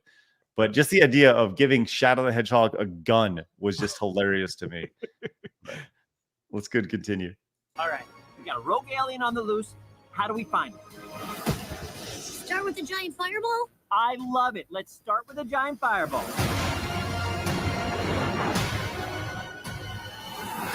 Why does the like squirrel who can use his tail as a helicopter fly a helicopter? Well, it's Tails. That's his bit. He's the pilot. That's how you are first introduced to Tails in the game. He's a pilot. He's flying Sonic around. He's the pilot in Sonic 3 when he drops you off. Yeah. Sorry, I never had a Genesis. I did play the games, but I don't remember this. The lore. Well, sorry. Well, you clearly aren't well vested in the lore. Right. Someone please send Craig a medallion. Thank you. No. I don't need that. I'll toss that straight in the trash. Don't put that evil on me, boss. All right, here we go. Let's go. By the way, we're doing this like this real. This is like the Disney live action, but it's all CGI, right? So here we go. We got the CGI action here. By the way, it does look pretty good. At least the look of the characters. More impressive than the hedgehog I fought previously. Dude, I'm standing right here. You're a colorful bunch. We don't want to fight you. Actually, Sonic, I would like to fight. No!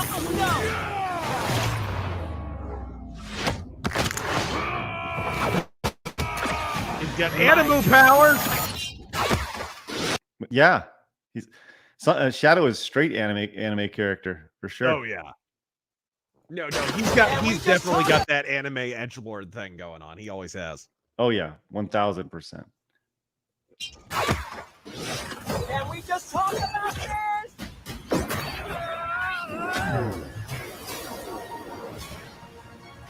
He's too powerful.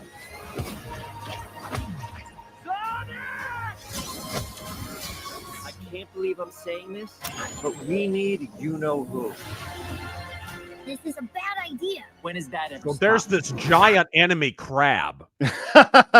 That is a deep cut, and I love it. You attack its weak point for massive damage. Oh, that is a deep cut, Razor, and I love that, man. Well, we'll need to show Blab's giant enemy crab memes from 2008, whenever that was, 2006. No, earlier than that, 2006. Oh, that's good. So there's this giant enemy crab. That's so good. Oh. This is a bad idea. When has that ever stopped me? Oh no. We have visitors. This is sad, Robotnik. Even for you. We need your help. On one condition. What? Do this! If I can't rule the world, I might as well save it. I need room. Sir, I don't have the They're giving away the entire plot here. Yeah, for sure. Entire movie. I'll tell you this. Jim Carrey does play a very good Robotnik. I thought he was great in the first. He was good in the second. Yeah. I mean, it's different than the games and the cartoon and stuff, but it's very good. Yes, yeah, for sure. It's Jim Carrey going back to like cartoonish Jim Carrey, which I really appreciate. Yeah, it's like Ace Ventura, Jim Carrey again, or the Mask, right? Yeah, for sure. I need room. Sir, I don't have the proper materials. Found some. When we're done, there won't be anything left. Hey, no cheat codes! What did you do? What I had to. Oh, they did it. They did the Akira bike slide. Of course they did. You know, what's weird is that if you can separate the voice actor from the characters, he also plays what's the guy's name in Toy Story 4 or something, Johnny Boom or Johnny Bravo or something like that. He's the Canadian guy, or he's on a motorcycle as well, doing motorcycle tricks. So a little bit of crossover on the Venn diagram. Keanu Reeves voiceover work here, right? And Crit Doctor says no, that's a reference to the Shadow themed game. So, well, there you go.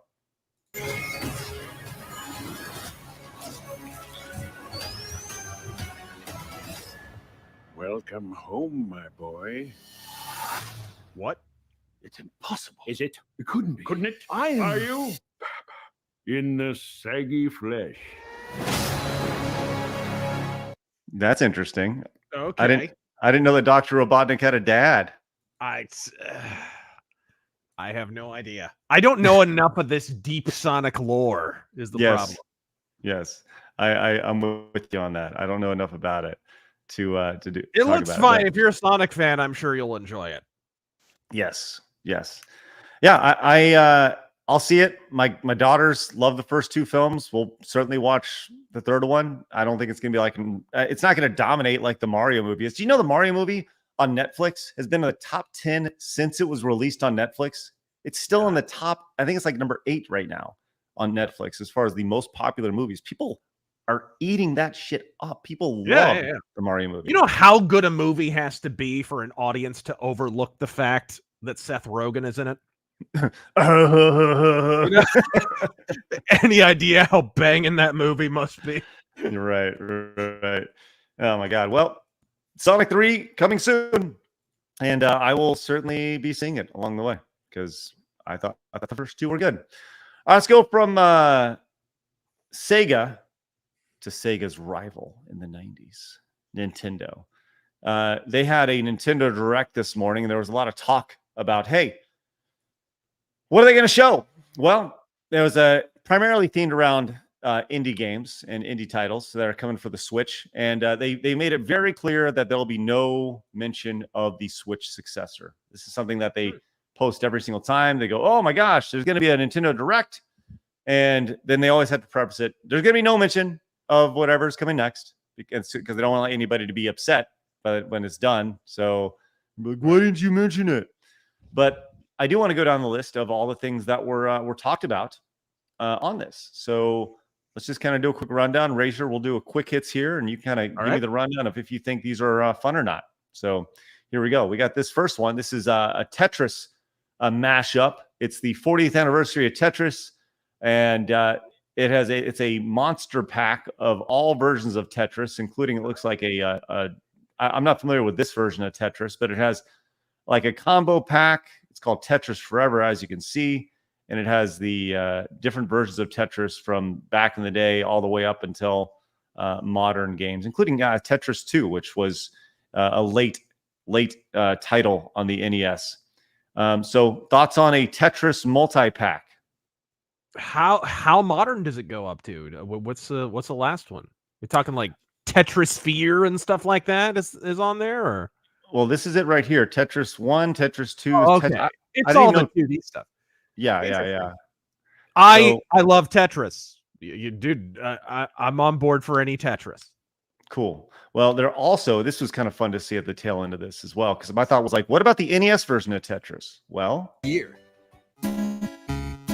Plus, the NES version of Tetris is coming to Nintendo Switch Online this winter. So that's pretty cool. Pretty cool to see. And they're going to have like a Tetris 99 update as well. So thumbs up or thumbs down on that one, Razor? Thumbs up. Tetris collection. I love Tetris. All right. Next on our list. That's the thing about Switch. They have great like new games and stuff like that, but they're also really good. And this is something Nintendo systems haven't always been great with the collections of older games. Like some of the more recent Nintendo systems, like Wii U had some like remasters and stuff that were good, but like collections of games, there weren't much of those. Tons of those though on the Switch, which I love. Right. And speaking of more collections, there's another one coming. Blabs, you'll be very excited to see Castlevania is seeing a collection, but it's not the old school versions. Well, it is the old school versions, but not the old ones that you played, Blabs. This is 3 of the DS games coming to the Nintendo Switch. This is Castlevania Dawn of Sorrow, Portrait of Ruin, and Order of Ecclesia. I'm not familiar with that one. But Order of convoluted title. Right. But these so you get all 3 of these right here. People are, and I think this one actually comes out today, I believe. Which Sweet. Yeah, I mean, hey, there you go. There's a lot of really underrated like Castlevania games that were either on like Game Boy Advance, DS, stuff like that just a lot of people haven't played. Yeah, and this is a great example. I do like how they set up the screen here, where they have just what was going to be on the what would be on, I guess, the top screen on the DS is just on the side over here. I think that's a really smart way to use it for sure, and I think that's really a good example to be able to port these games over now to Switch or modern consoles by using that layout. I like it a lot. So I think that'd be very, very cool to see. Hey, look at that. Konami making something that isn't a pachinko machine. How about that? Yes. Well, I guess if you like it, you can pick it up. What's up, Blabs? Said stupid bats. Oh, man. There's lots of bats in these games, Blabs. PTSD. There's more. A reimagined version of Haunted What is Castle. there? Is there Blabs lore around bats? What is this? In Castlevania. Yeah, specifically Castlevania. Spend some time at a Wuhan wet market, or No, that game beat the shit out of me, but I beat it. It took Craig many gray hairs, but yep. That's right. This is very cool though. I did not see this initially. The reimagined version of Haunted Castle, which is what Castlevania was called, I believe, in the arcade. Yeah, people forget Castlevania was in arcades. Yeah, I used to play it all the time. Actually, at my local Pizza Hut. Wow, they had an arcade machine of Castlevania. That's cool to see the side by side right there, and I love when they do that in trailers and you can kind of see all 4 games with enhanced new features. Yep, that's great. Love it. So very, very cool. I like the multiple layouts right there. Touch controls as well. Dude, the soundtrack, bro. The soundtrack of all these games. Dude, that's Castlevania to its core, man. Oh yeah. If you haven't heard the Naoto Shibata project, he did a bunch of like heavy metal albums of he's a legendary metal musician in Japan, part of a band called Anthem. And after the band was done in the 90s, Konami hired him and he did official heavy metal rock and roll versions of all the Castlevania music. It's a Dracula Battle and Dracula Battle 2. They're just killer, dude. They will melt your face. Love it. Well, that's coming as well. It's called Castlevania Dominus Collection for the Switch, which I love that. Also coming to the Switch, this was announced a little bit ago, but they got a new trailer for the Capcom Fighting Collection. Actually, I'm sorry. This was not announced. This was new, the Capcom Fighting Collection, but the other game we're going to talk about was announced previously. We talked about this 8 beloved games all coming together without watching the trailer to it in its entirety. Here is the list right here of all the games that we're going to see. Alpha 3. Hell yes. Yes. Hell yes. Alpha 3 spectacular. So it really is the pinnacle of the 2D Street Fighter games. These are the ones that people are excited about. Power Stone. Now, these were obviously Dreamcast games back in the day, coming back to consoles. It's like that's like a party fighting game almost. Power Stone. Oh man, Alpha 3. You're right, man. Alpha 3 is so good. I'm admittedly not familiar with the one game they just showed, Project Justice. I'm not familiar with that game at all. Yeah, never even heard of it. Yeah, so that's interesting. But I wish I could tell you I knew something about that, but I do not. But I do love the art galleries. I always think that's super fun to see, being able to go and listen to the music. That's great stuff. These were some fun announcements. I love this, and I love the ability to. Oh, they have full hit boxes. Man, they don't have time, and I love dude. CVS 2 is such a great game. Such a great game. You can add filters. There you go. You got your CRT filters and everything. Rollback netcode. Let's go. Playable online. There's a local arcade here. Big 2-story thing. I go there and play CVS 2 all the time, and you have full-blown quarter matches. There's a group of people who will still show up there to this day to do quarter matches on CVS 2. Love that. Love that. Well, this is pretty cool. Capcom Fighting Collection 2. It's coming up. So coming in 2025 to the Switch, which I'm sure that'll go to other consoles as well along the way. But the big news is Power Stone coming back. We also saw another trailer. So raise your thumbs up or thumbs down with that. Big old thumbs up. Hell yeah. Love that. Also announced from Capcom, we talked about this previously. The Capcom Fighting Collection was going to be released. This is a Marvel vs. Capcom Fighting Collection. We saw. Oh, Children of the Atom. Yes. I have that. That's actually behind me right now. Oh yeah, that's good stuff. But this has all the classic versus games, including MVC2 on it, which people were very excited when this was announced. I believe this was announced for Xbox not too long ago. X-Men versus Street Fighter, super underrated game. All these games are great. I mean, they're all spectacular, and they introduced me to a number of different characters that I'd never even heard of before. And a lot of people didn't, because Strider didn't get pushed hard in the States when it came out originally. So for a lot of people, first time they saw Strider Hear You was in Marvel Capcom. Right. And MVC1 is a fun game for sure. MVC2 is a classic in every way, shape, and form. And obviously including all the infinites and glitches and bugginess and viability of the characters and all that stuff. But it's just great, man. I love everything about it. I think it's really, really fun. And yeah, they add the Punisher of all things. Punisher. Yes. So that's a nice little add-on as well. So they include all the other things, the hitboxes, the music, and everything else that we saw, the art boxes, and so pretty fun stuff, man. That's coming. Thumbs up or thumbs down, Razor? 50 thumbs up. 50 up. All right. Nice. Now I remember. Now this is gonna be our last game we're gonna talk about from the Nintendo Direct today. Do you remember Shovel Knight? Did you ever play Shovel Knight? Yeah, a little bit.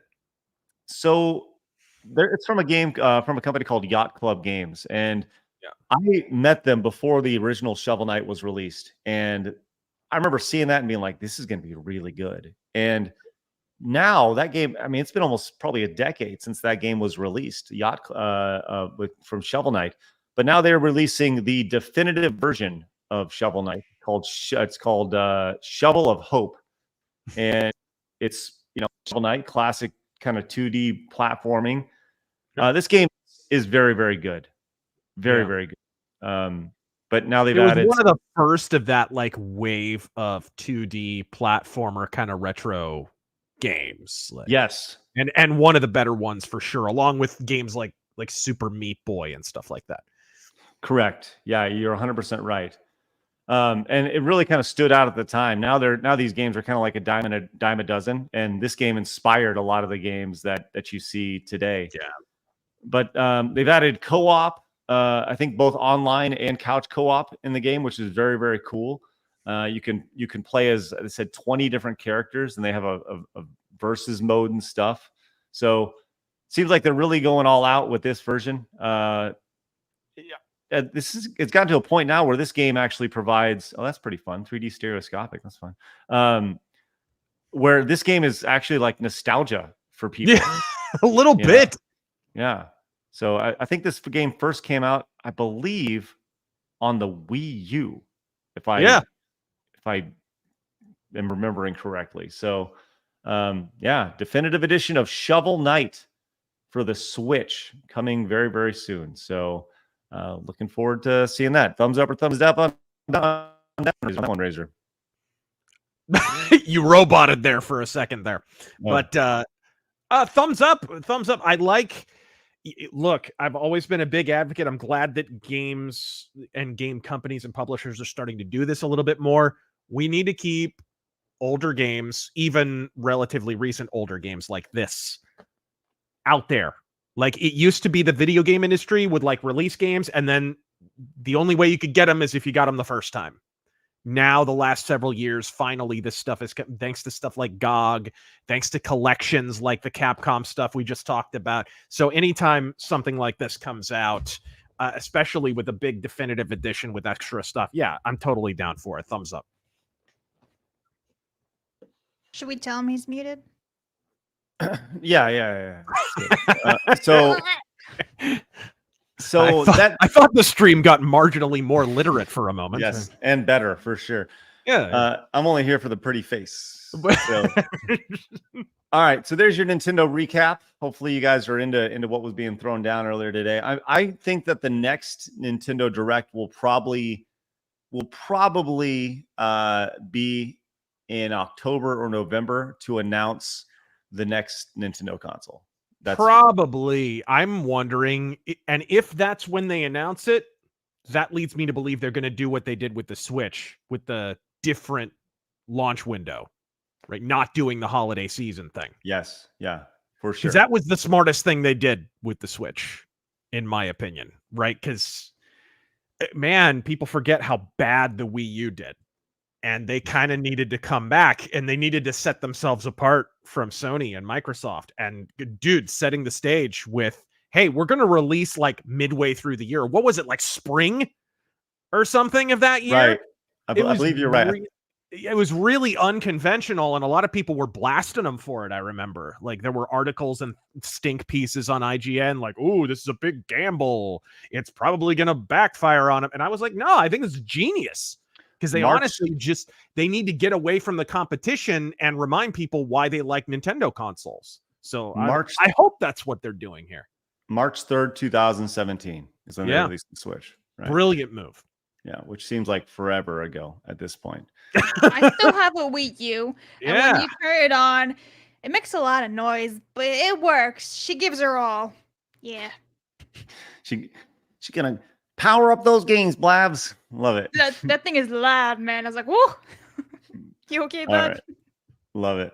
All right.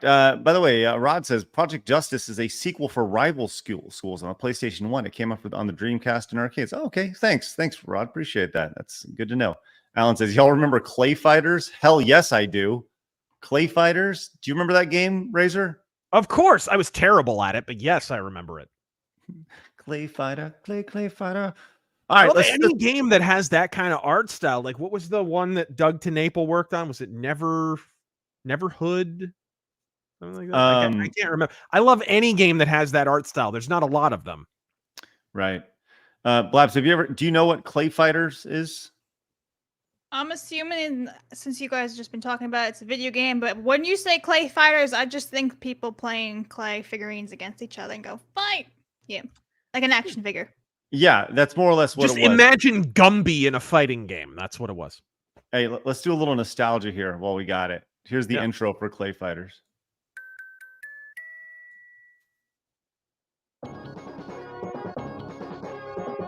Interplay. There's a logo.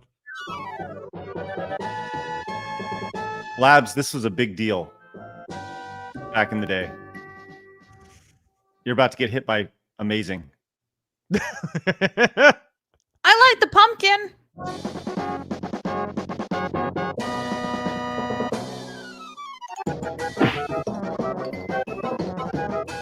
So, little traditional, and now it's going to talk.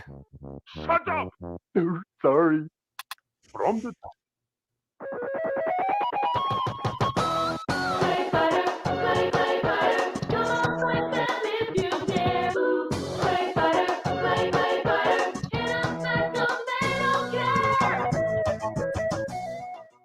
Blabs, do you know how cool it was that the video game spoke to you back in the day? That there was voice? Yes, I used to play the Wii Fit. The board would always be like, step on. Oh.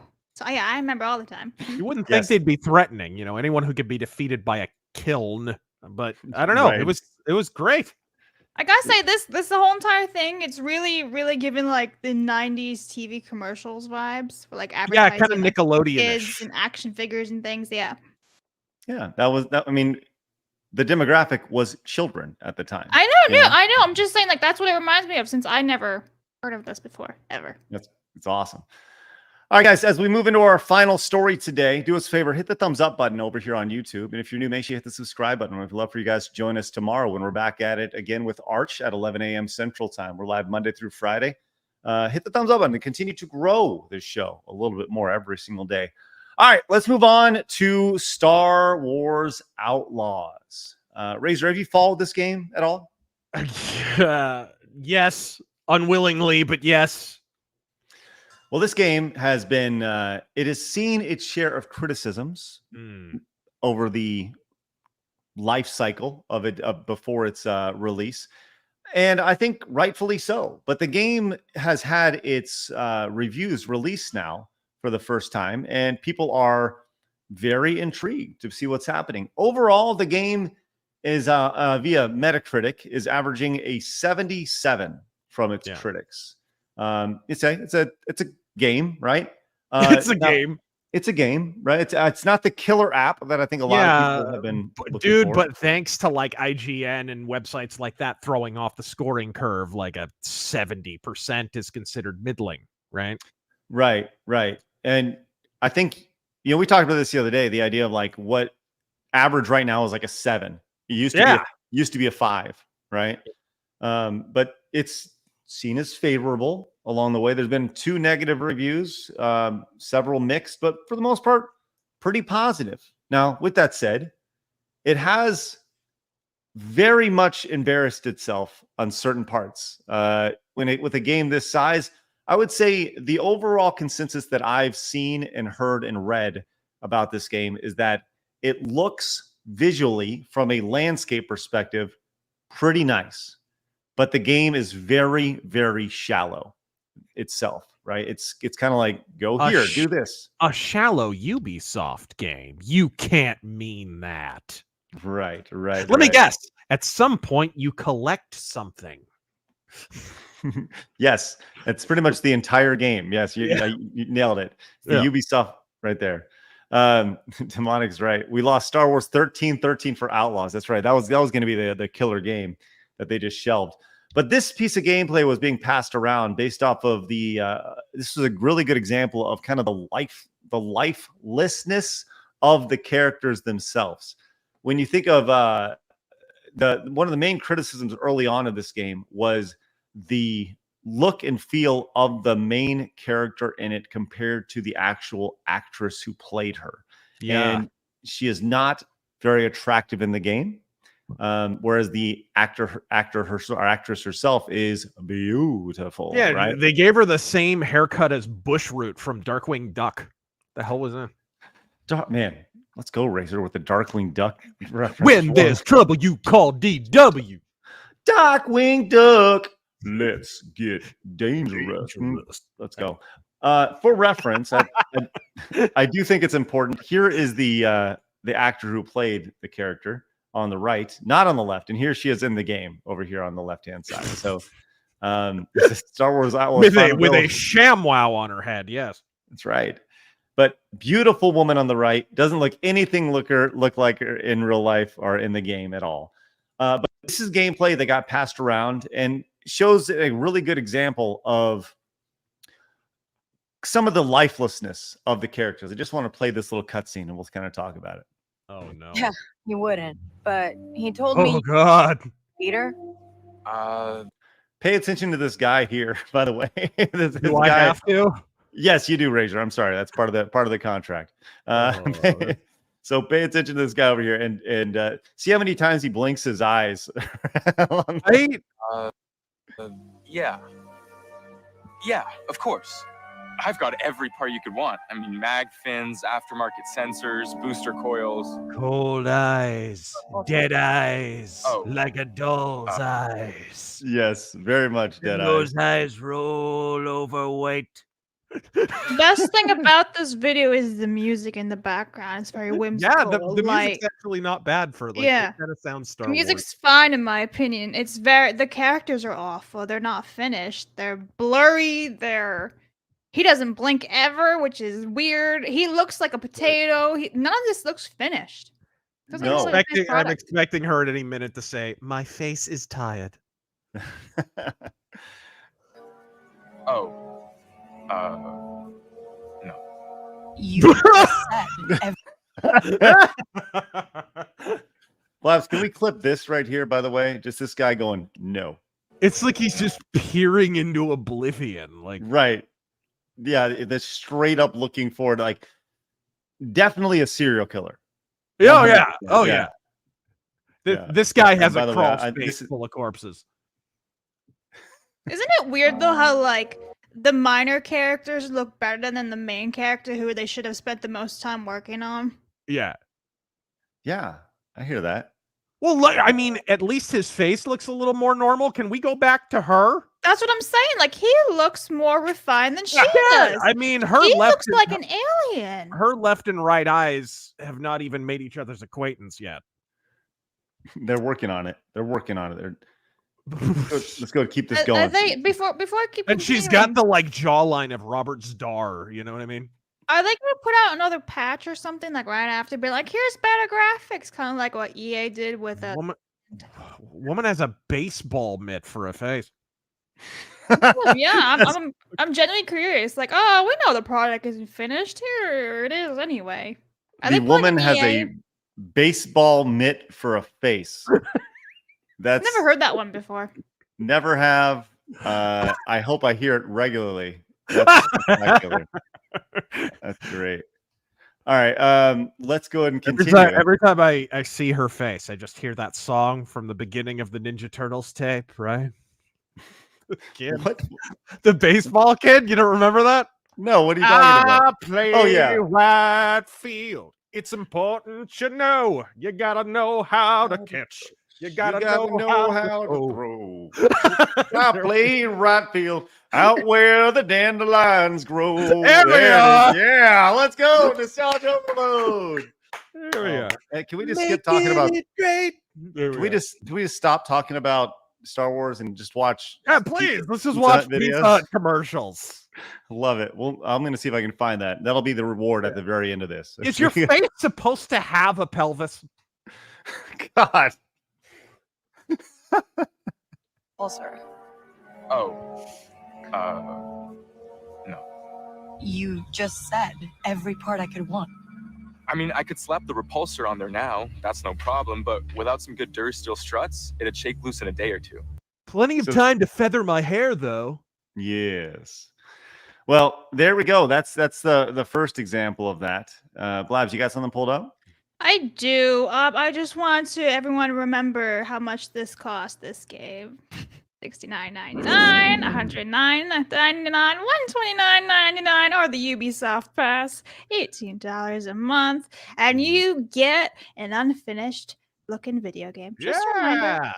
Well, it's septuple A. That's right. Yeah, there's quad A's here for sure. I don't think Well- this one's a quad A though. This is just a triple A. No. Well, you may be asking yourself, it doesn't look visually that impressive from a character model perspective, but what's the gameplay like, right? And you It's know, quadruple A, Craig. Yes. It's got more A's than a Canadian conversation.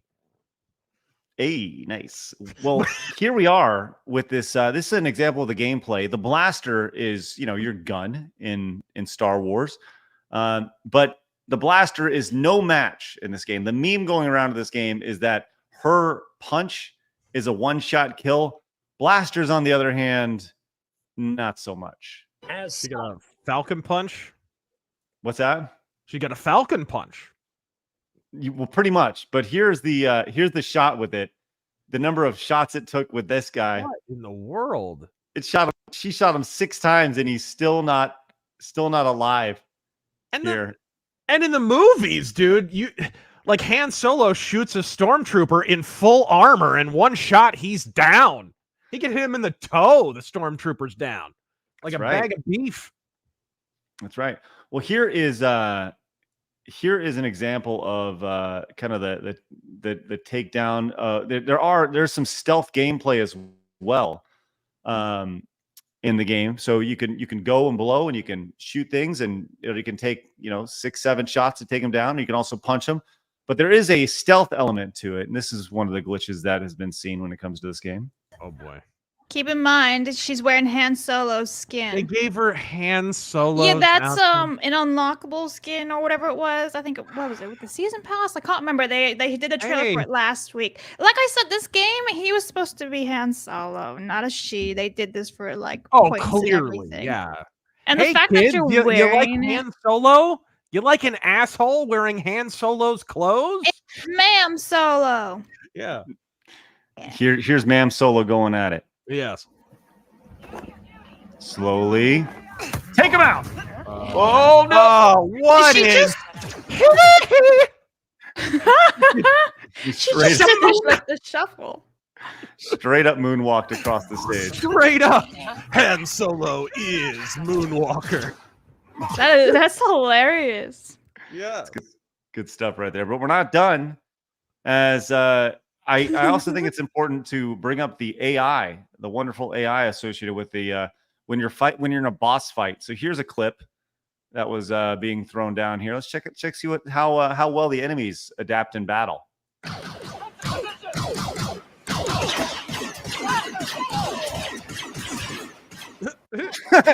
Wow.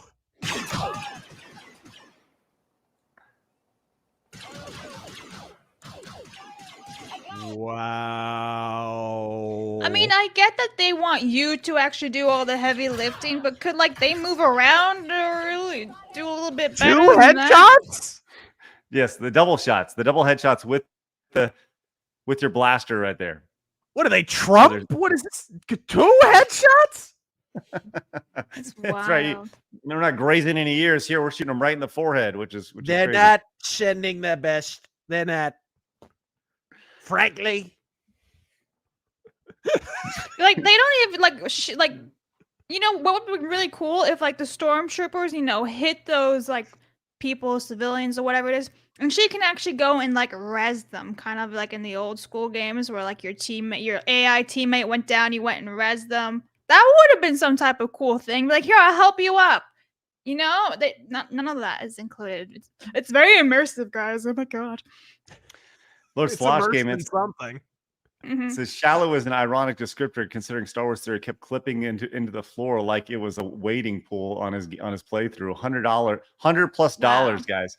Well, but you may be asking yourself, because this game, the reviews are out, but what about, and the big question is, what about people buying the game? Will people be buying the game? Well, look, I have a I'll buy it to stream it. This looks like a hot mess.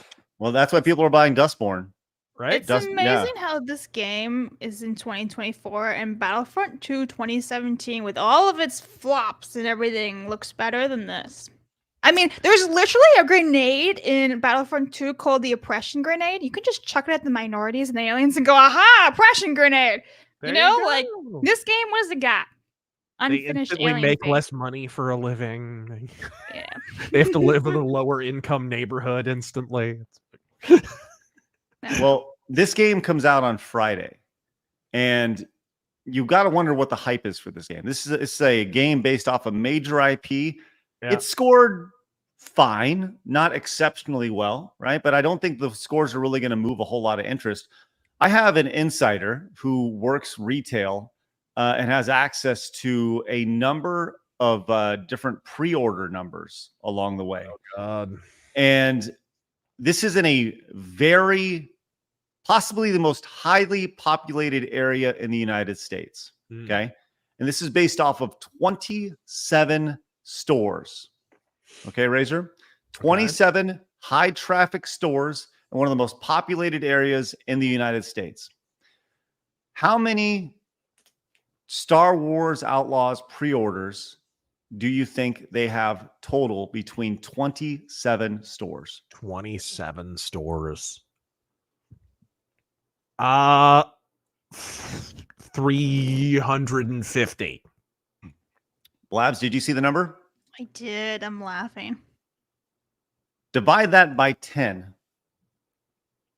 Because they have 35 PlayStation 5 pre-orders and 6 Xbox pre-orders for a total of 41 pre-orders of Star Wars Outlaws.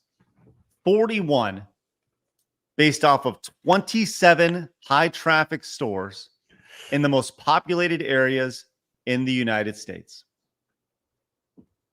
Hey, it's not Dustborn. No, it's no Dustborn. Wow. More people will be playing this than Dustborn for Than sure. Dustborn. See, I was all like, I think this game will still make some money because it is a Star Wars IP. But I don't know, man. I told you. Keep in mind, like, Well, all normies will play this game anyway, you know? Like, they'll pick it up or, like, it'll show up on Game Pass or something one day. yeah, but like, this is not the environment. Like, what was the last successful Star Wars movie? Well, technically You know, speaking, and it depends it's on how you not- look at it. And it's not the 90s where we're making Star Wars games because people want more Star Wars. So the games are selling because this is how we're continuing the series through video games and comic books and whatever, right? Expanded universe. That's not how it is today. If anything, we want less, right? It's like being in an ugly strip club. You want them to put clothes on. And that's kind of where we're at. Like, okay, Star Wars, what little dignity you have left, please put your clothes back on. Yes. I think this Well, Acolyte stuff much really less. ruined it. Yeah. What's up, Labs? I said, I think this Acolyte stuff, like, really, really ruined the brand right now and all, like, the Disney Plus stuff. If that stuff hadn't shown up, I feel like people would have probably bought this game or, like, pre-ordered it more. I think this has been a drip. This has been a drip of Star Wars to the point where they dripped everything and this thing is dry. Like, Star Wars is a damaged brand right now. And oh yeah, I made a tweet a while back. I don't know verbatim, but it was something to the effect of, look, this is not a case where you can just have a good movie. Like, the brand is such damaged goods.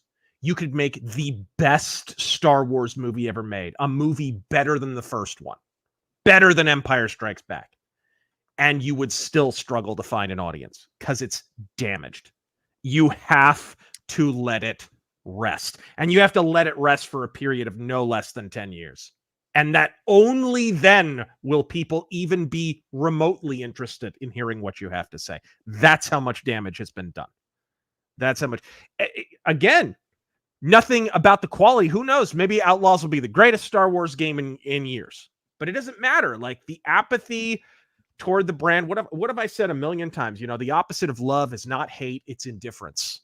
Yes. And we indifferent the living shit out of Star Wars right now. I 100% agree. And they've divided their fan base, right? You see all these articles about the toxic fandom, right?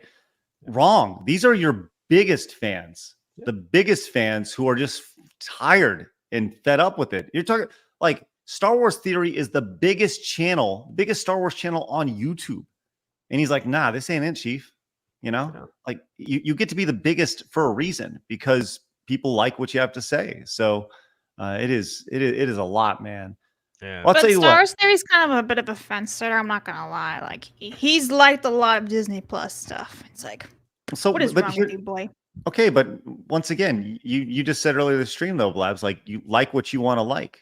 Oh So, yeah, 100%. I agree. He's honest, but it's just, well, I mean, he's a fence sitter. Let's be real. but I don't think that's fair. I really don't think that's fair because I think that you can like I don't have to like everything that Nintendo puts out to be a fan of Nintendo, right?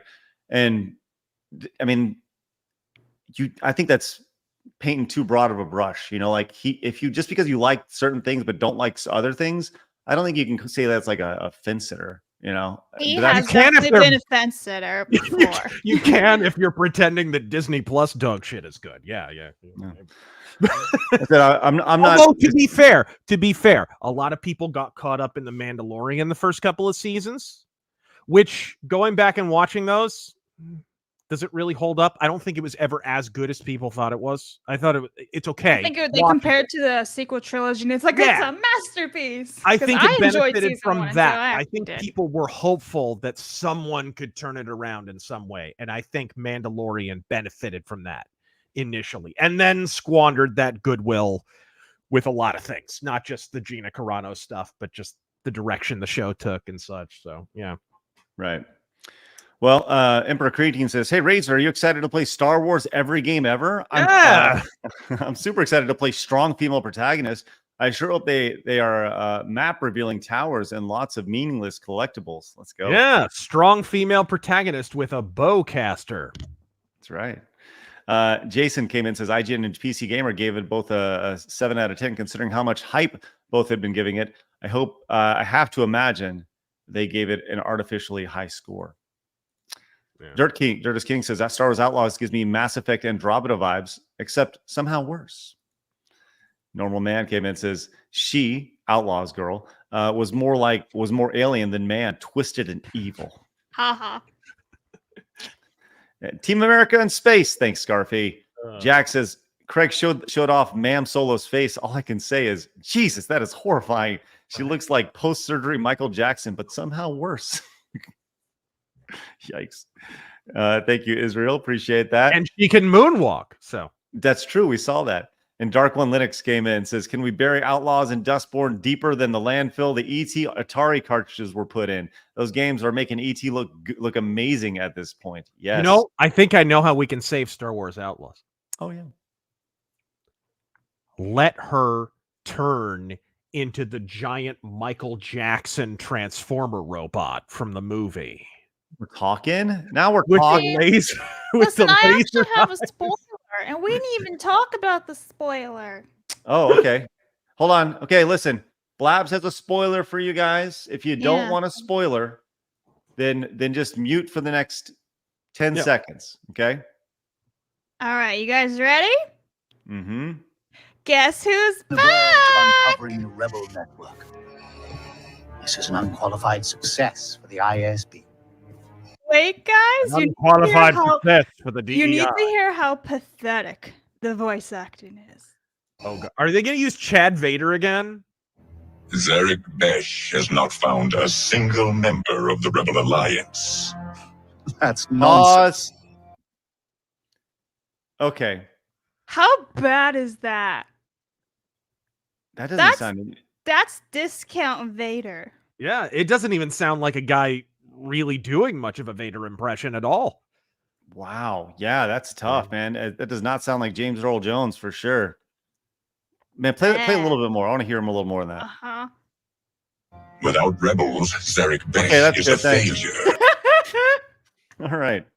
So Vader shows up. Of course he does, because why not?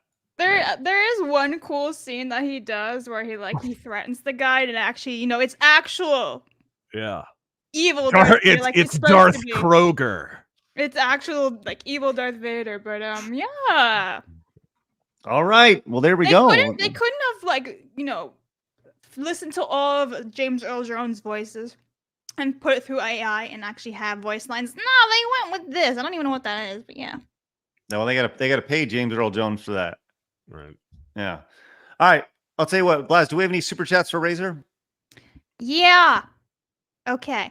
So cool. Says Razor will really enjoy knowing that Dustborn is the alternate future America where JFK wasn't, but his wife shot. And wait, please state in response. No. What? Just want to, there's that. I have to scroll through a whole lot of them. Let me see. There was one more. Aha. Razor, have you seen Kingdom Come Deliverance 2 gameplay video? If yes, are you a yay or a nay? I'm a yay. I have not seen the gameplay. The first game was so good. I'll give Warhorse the benefit of the doubt. I'll get the game. And I'm pretty sure it'll be good too. Warhorse are pretty banging. Okay. I don't know how to read that. Member for 4 months says, heck yeah, Razor. Neverhood was great. The soundtrack is amazing. Emperor Creatine says, hey, Razor, are you excited to play? Did we just get this one? We just did the Craig, you suck at removing super chats. You know what? I pulled it. It just didn't show it. Didn't do it on your screen. I don't know why. You're terrible. All right. I think I got them all for oh wait, no, here's one.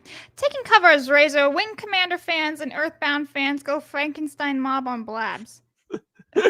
Okay. I don't think there were any other questions. Let me check locals real fast. No. Okay. I think I got them all for Razor. All right. Yeah. Well, we're going to get to some more super chats, but Razor, we're going to give you a chance to bounce as always. Okay. Appreciate you, man. Give us, tell everybody what you got going on. Yes, everyone. I'm working on a video game review right now. It's been a while since we reviewed a game. I've actually got two in the fire: a newer game and an older game, classic game that I've meant to do based on a great movie. So really stoked about that. Doing video game reviews and gonna have some more rants and all that good stuff too. I just for the last couple of weeks had to get over being sick because I got the pinko pox.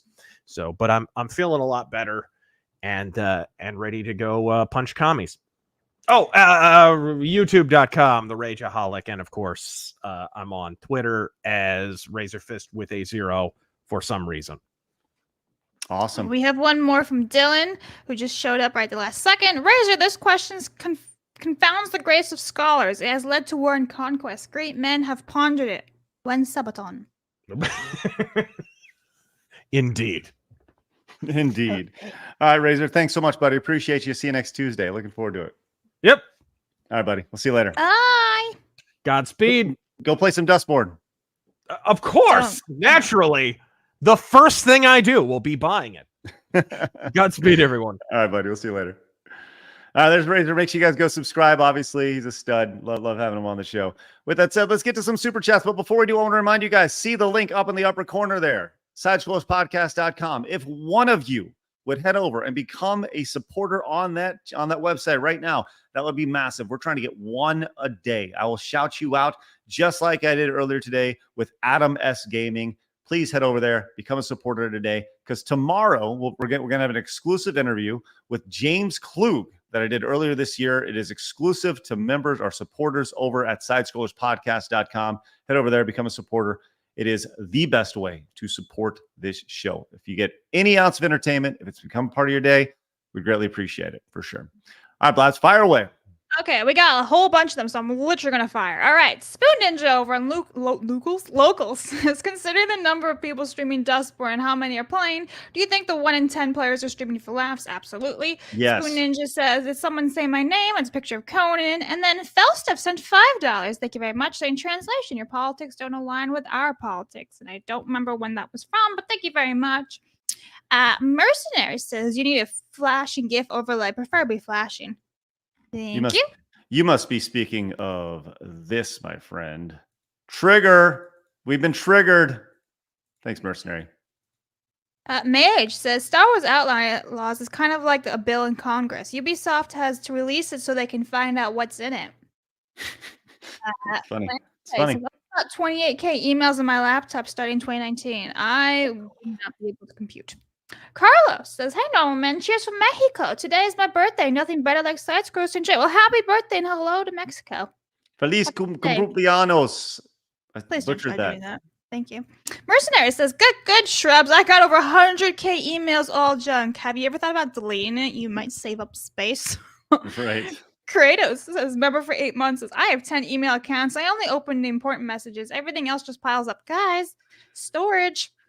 Emperor Creatine for 5 says, here's a hot tip. If you ever get a spam call, just tell them you can't talk to me. I'm Brahmin. You're a Dalit. Find someone who's not unclean. All right. That's a lot. Aldrich says, Blabs, look up why chainsaws invented. No. Israel says, love you, Razor. Oh, I'm sorry I missed this one. Love you, Razor. Since hate bid pod, shameless plug. Sorry I missed this one. There was a lot. Joey says, Mortal Kombat, Super Star Wars, WDF, Super WrestleMania were also released in 1992. Let's go, Joey. Max says they say he's still spinning to this very day. Oh, yeah, on the swings.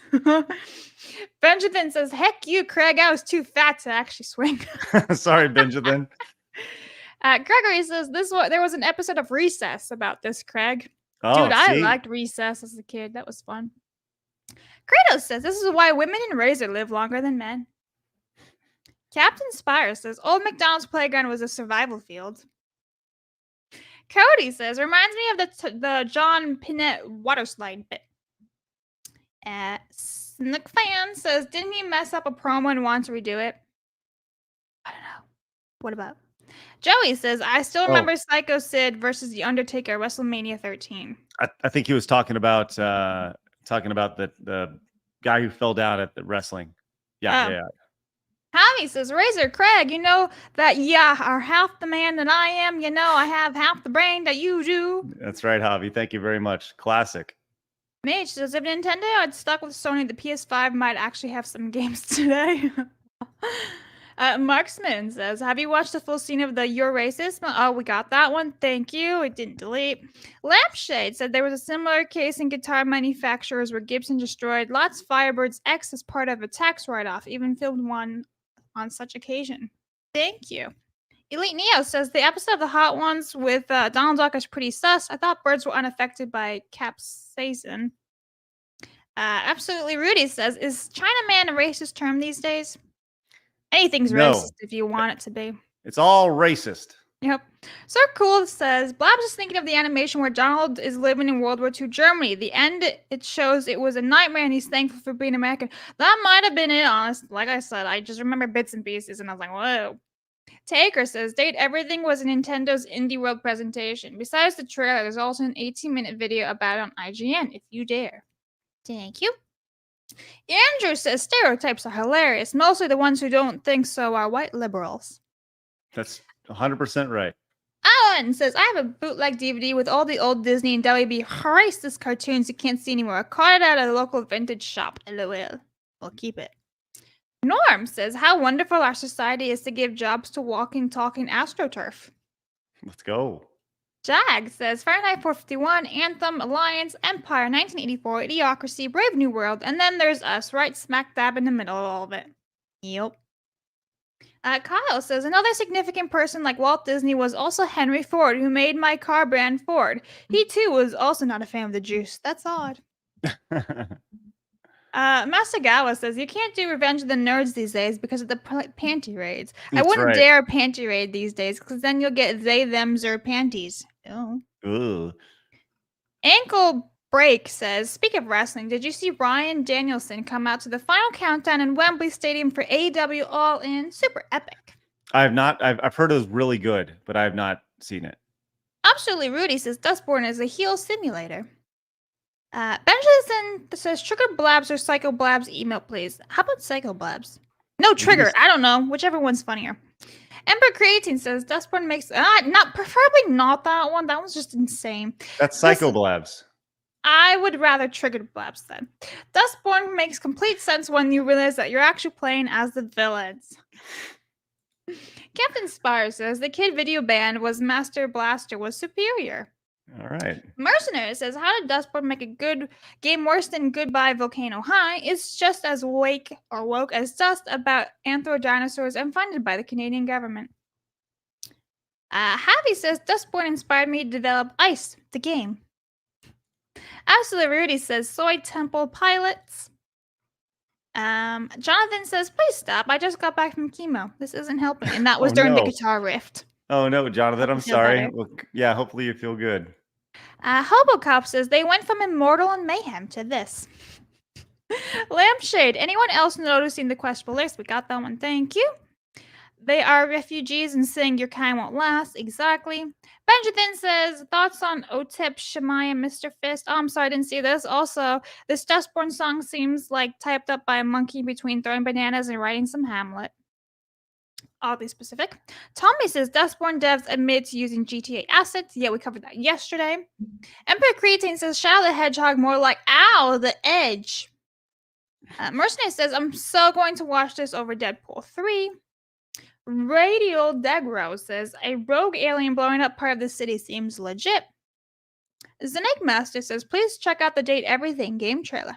Thank you. Andrew says, I'm afraid they're going to make Knuckles irrelevant with the introduction of Shadow, like in the games. Mercenary says, wow, a Kira bike with slide. Yeah, gain a ticket.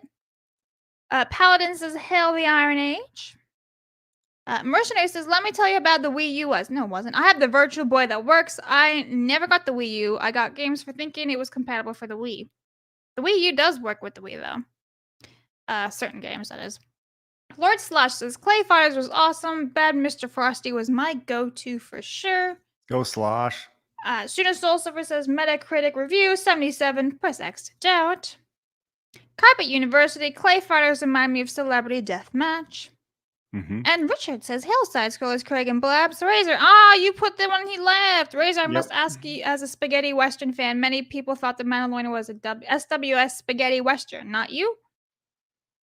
Thanks, Richard. Appreciate it. Yeah, I could see what you're going with that. I enjoyed the first season. Dark Inertia says, I highly recommend getting Smug Alana on the show. She's base spicy cat that's also friends with Kirsha. The two of them on the show would be a chaotic mess. Let's go. Varen came in and says, Happy Tuesday, side scrollers. Hey, Razor, you recommended the KJV study Bible on Friday. Sorry, he wasn't here. You're also asking about Sabaton. Thanks, Varen.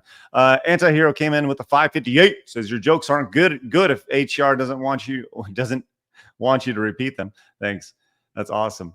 Delta came in and says, Blabs, you might be thinking of all the stereotypes as Disney portrayed everyone equally. This is back in the day when we believed making fun of yourself led to more acceptance, like how we Polish are now deemed white. Don't forget Song of the South that Walt Disney went to Bedford, Uncle Remus, for the live action part. Such was the first black man to get an Academy Award, and Walt Disney went out of his way to get that guy an award, even under the threat of blacklist. Gaming Newfie says, it's fine, Craig. I guess the GameCube controller wasn't for everyone. Lol. That would probably explain why the console didn't do so well on the market. I did appreciate Nintendo trying something new and not just copying their competitors, though. I hear that. Thank you very much. We can agree to disagree. That's the beauty of a conversation. Johnny the Butcher came in with a $25 direct donation. Johnny, thank you very much. Says, I feel old when Craig and Razor reference old shit and Blabs gets confused. But when am I not confused? That's right. And Mercenary came in and says, Star Wars Outlaws main character looks like John Rambo after a botched gender transition surgery. No, seriously. One that was done unwillingly by the Predator from the second movie. Thanks, Mercenary. Appreciate that. That is great. And then Mo came in and says, a friend gifted me Dustborn as a gag. Thought about playing it. I think I'll go get an enema instead. There you go, Mo. Good stuff. Also over on Rumble, let's not to be outdone. Lord of the Rings says, have any of the normal men played Valve's new, currently in early access game called Deadlock? I tested it yesterday, and it's pretty fun. Kind of like Smite, but third-person shooter. Thanks, Lord of the Rings. Bronze Knight says, who is hotter, Jim from the Holograms or Josie and the Pussycats? Inquiring minds want to know. We'll let that normal man answer that question. Bronze Knight says Project Justice was a sequel to Rival Schools, I believe. It might have been the Japanese title, the 3D Capcom fighter. Excellent games. Thank you very much, Bronze Knight. It says, okay, hear me out. A full-blown 3D Team Ninja Gaiden graphics called Michael Jackson a Michael Jackson Moonwalker game. Come on. There you go, Bronson Knight. Thank you very much. All right. There we go. Once again, hey, big ups. While we're live on the show today, give it up for Feltstiff. Feltstiff, I want to make sure I got the username correctly. Feltstiff is a brand new supporter over at sidescrollerspodcast.com. Let's stinking go. Hey, you guys head over there, become a supporter. It's free to join. If you want to support, that'd be outstanding. Once again, we're trying to build a platform off of YouTube. And tomorrow, and we're looking at Wednesdays, releasing like exclusive content you can only find over there. We greatly appreciate it. We realize that you guys have a lot of options.